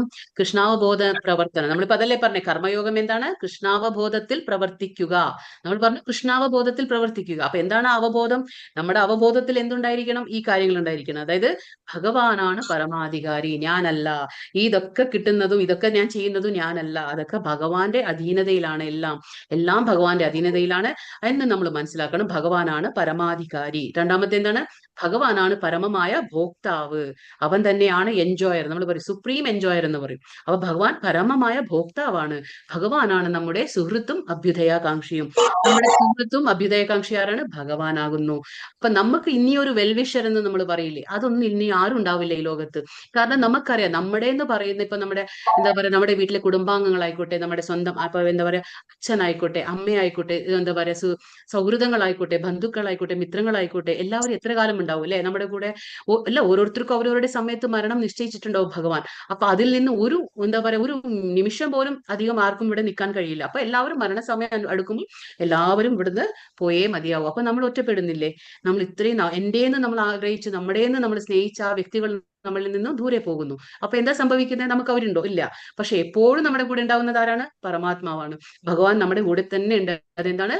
അതുകൊണ്ടാണ് പറഞ്ഞത് ഭഗവാൻ നമ്മുടെ സുഹൃത്തും അഭ്യുദയകാംക്ഷിയുമാണ് ഭഗവാൻ. ഇത് നമ്മൾ മനസ്സിലാക്കണം, എങ്കിലേ നമുക്ക് ശാന്തി. അപ്പൊ ഇതൊരു ലാസ്റ്റ് ലീലയാണ്. ഭഗവാന്റെ ലീലകൾ ഒരുപാടുണ്ട്, അതിലൊരു ലീലയാണ് ഇത്. കാണുന്ന ചിത്രത്തില് ഗോവർദ്ധന മലയാണിത്, ഗോവർദ്ധന മല. അപ്പൊ ഈ ഗോവർദ്ധന മല വൃന്ദാവനത്തിലാണ്.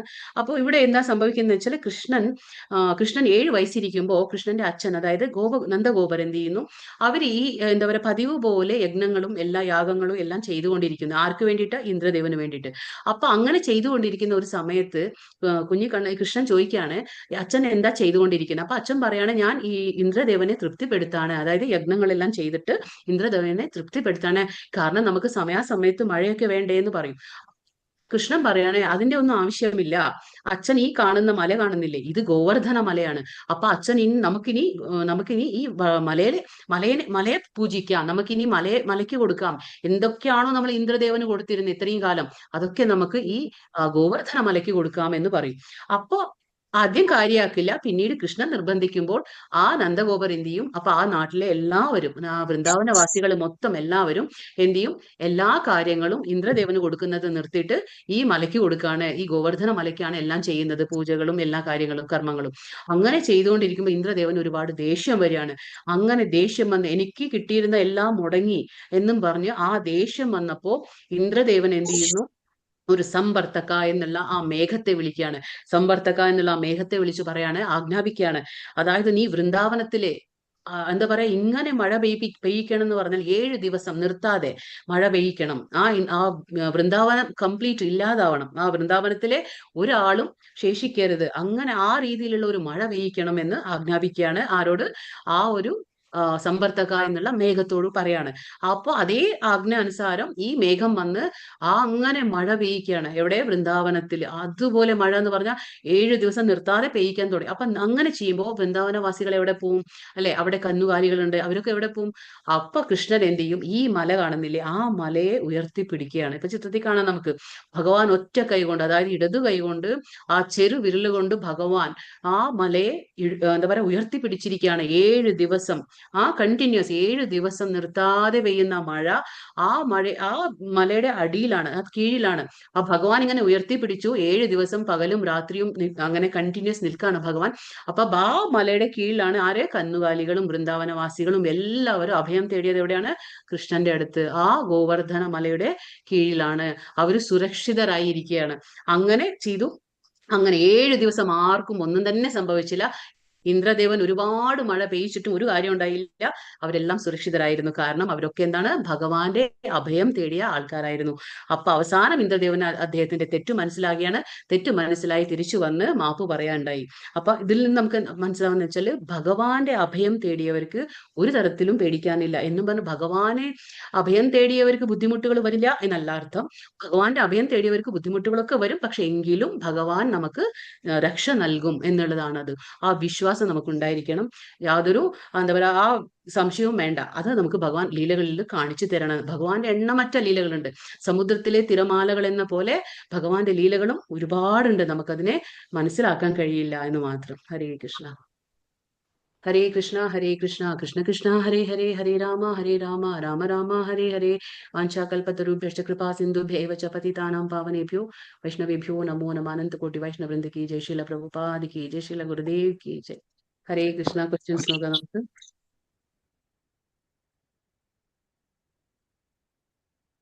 ഹരേ കൃഷ്ണ. ഹരേ കൃഷ്ണ. ഹരേ കൃഷ്ണ. മുക്തിക്ക് ഏറ്റവും നല്ല ഹരേ കൃഷ്ണ. മുക്തിക്ക് ഏറ്റവും നല്ല കർമ്മം ഏതാണെന്ന് ഭഗവാൻ പറയുന്നു? ഏതാണ്? ഭക്തിയുത സേവനം. കർമ്മം ചെയ്യുന്നത്. അതെ, ഭഗവാനെ ഓർത്തുകൊണ്ട് കർമ്മം ചെയ്യുക. ഒരു സന്യാസി എങ്ങനെയുള്ള ആളായിരിക്കണം എന്നാണ് ഭഗവാൻ പറയുന്നത്?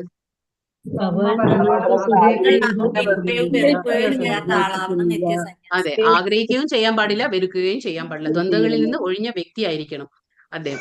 പിന്നെ ഭക്തിയുത സേവനം ചെയ്യുന്നവരുടെ സ്ഥിതിയെ ശ്ലോകം 5:10 എന്തിനോടാണ് ഉപമിച്ചിരിക്കുന്നത്? പത്മപത്ര ഇവാംബസ, താമരയിലെ വെള്ളം എന്ന പോലെ. ഓക്കെ. ശ്ലോകം 12 കൃഷ്ണാവബോധത്തിൽ ഉള്ളവനും ശാരീരിക ബോധത്തിലുള്ളവനും തമ്മിലുള്ള വ്യത്യാസം എന്താണെന്ന് ഭഗവാൻ പറയുന്നു?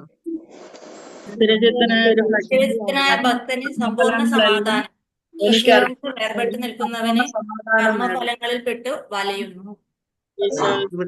അതായത് ആ ശാരീരിക ബോധത്തിലുള്ള ആൾ ചിന്തിക്കും ഇതൊക്കെ എനിക്ക് വേണ്ടി ഉണ്ടാക്കിയതാണ് എന്നും ചിന്തിച്ച് എന്താണ് എല്ലാം അവർക്ക് സമാധാനം ഉണ്ടാകും അല്ലെ. കൃഷ്ണാബോധത്തിലുള്ളവർക്ക് എന്നും സമാധാനം, ഭഗവാന്റെ ആണെന്നുള്ളത് അത് അവർക്ക്. കാരണം ഫലത്തെ കുറിച്ച് അവർ ചിന്തിക്കുന്നില്ല, അതാണ്. പിന്നെ ശ്ലോകം 17 എങ്ങനെയുള്ളവർക്കാണ് മുക്തി മാർഗത്തിൽ മുന്നേറാൻ സാധിക്കുക എന്ന് ഭഗവാൻ പറയുന്നു?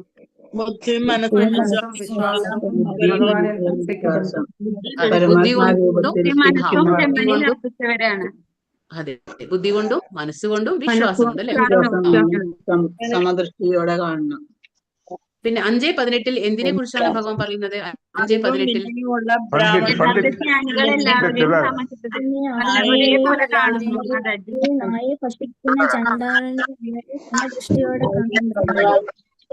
അതെ, എന്താണ് 5:18 പറയുന്നു?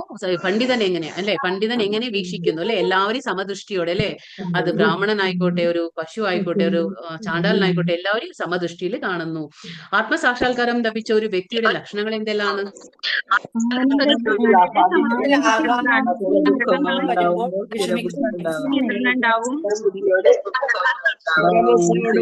ജീവികളോടും കരുണയുണ്ടാവും.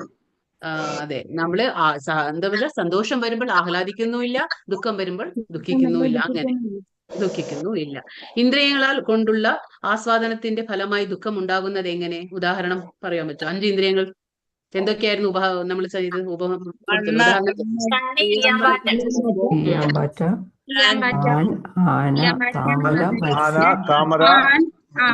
ഓടക്കുഴലിന്റെ ശബ്ദം,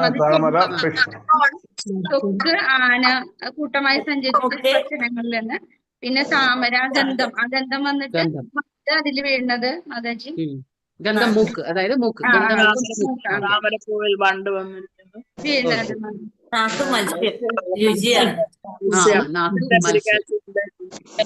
അതെ. അപ്പൊ ബ്രഹ്മനിർവാണം എന്നാൽ എന്താണ് നമ്മൾ അർത്ഥമാക്കുന്നത്? ബ്രഹ്മനിർവാണം ഭൗതികതയിൽ നിന്ന് ആധ്യാത്മികതയിലേക്ക്, അതാണ് ബ്രഹ്മനിർവാണം. അതെ, ബ്രഹ്മനിർവാണം എന്ന് പറഞ്ഞാൽ ഭൗതികതയിൽ നിന്ന് നമ്മൾ ആധ്യാത്മികതയിലേക്ക് ഇരുന്ന ആ ഒരു അവസ്ഥയ്ക്ക് നമ്മൾ ബ്രഹ്മനിർവാണം എന്ന് പറയുന്നത്. ഭഗവത്ഗീതയിലെ ശാന്തി ശ്ലോകം എന്നറിയപ്പെടുന്ന ശ്ലോകം ഏതാണ്?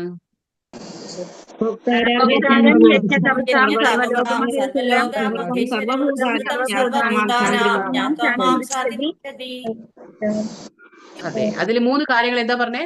ഭഗവാൻ ആരാണ്? ഭോക്താവാണ് അല്ലേ? പിന്നെ ദേവന്മാരുടെയും സർവ്വലോകങ്ങളുടെയും അധിപനാണ്. പിന്നെ സുഹൃത്തും എല്ലാ ജീവികളുടെയും സുഹൃത്തും അഭ്യുദയകാംക്ഷിയുമാണ്. അതെ. അപ്പൊ ഈ 3 കാര്യങ്ങൾ നമുക്ക് എന്നും ഓർമ്മ വേണം. ഭഗവാൻ എല്ലാവരുടെയും എന്താ സുഹൃത്താണ്, അഭ്യുദയകാംക്ഷിയാണ്, ദേവന്മാരുടെയും എല്ലാ ഗ്രഹങ്ങളുടെയും അധിപനാണ്, പിന്നെ എല്ലാത്തിന്റെയും ഭോക്താവാണ്. ഭഗവാൻ എന്താണ്? സർവ്വയജ്ഞങ്ങളുടെയും തപസ്സിന്റെയും ഭോക്താവാണ് ഭഗവാൻ. ഈ 3 കാര്യങ്ങൾ നമുക്ക് മനസ്സിലായത് ശാന്തി മന്ത്രമാണ്. ഇത് ഭഗവത്ഗീതയിലെ ശാന്തി മന്ത്രം ഏതാണെന്ന് ചോദിച്ചാൽ ഇതാണ് ശാന്തി മന്ത്രം. അപ്പൊ 5:29 നല്ലൊരു ശ്ലോകമാണ്, അത് മറക്കരുത്. ഓക്കെ, ഹരേ കൃഷ്ണ. അപ്പൊ എല്ലാം മനസ്സിലായി എന്ന് വിചാരിക്കുന്നു. ഹരേ കൃഷ്ണ. ഹരേ കൃഷ്ണ. ഹരേ കൃഷ്ണ. ഹരേ കൃഷ്ണ. ഹരേ കൃഷ്ണ. ഹരേ കൃഷ്ണ. ഹരേ കൃഷ്ണ.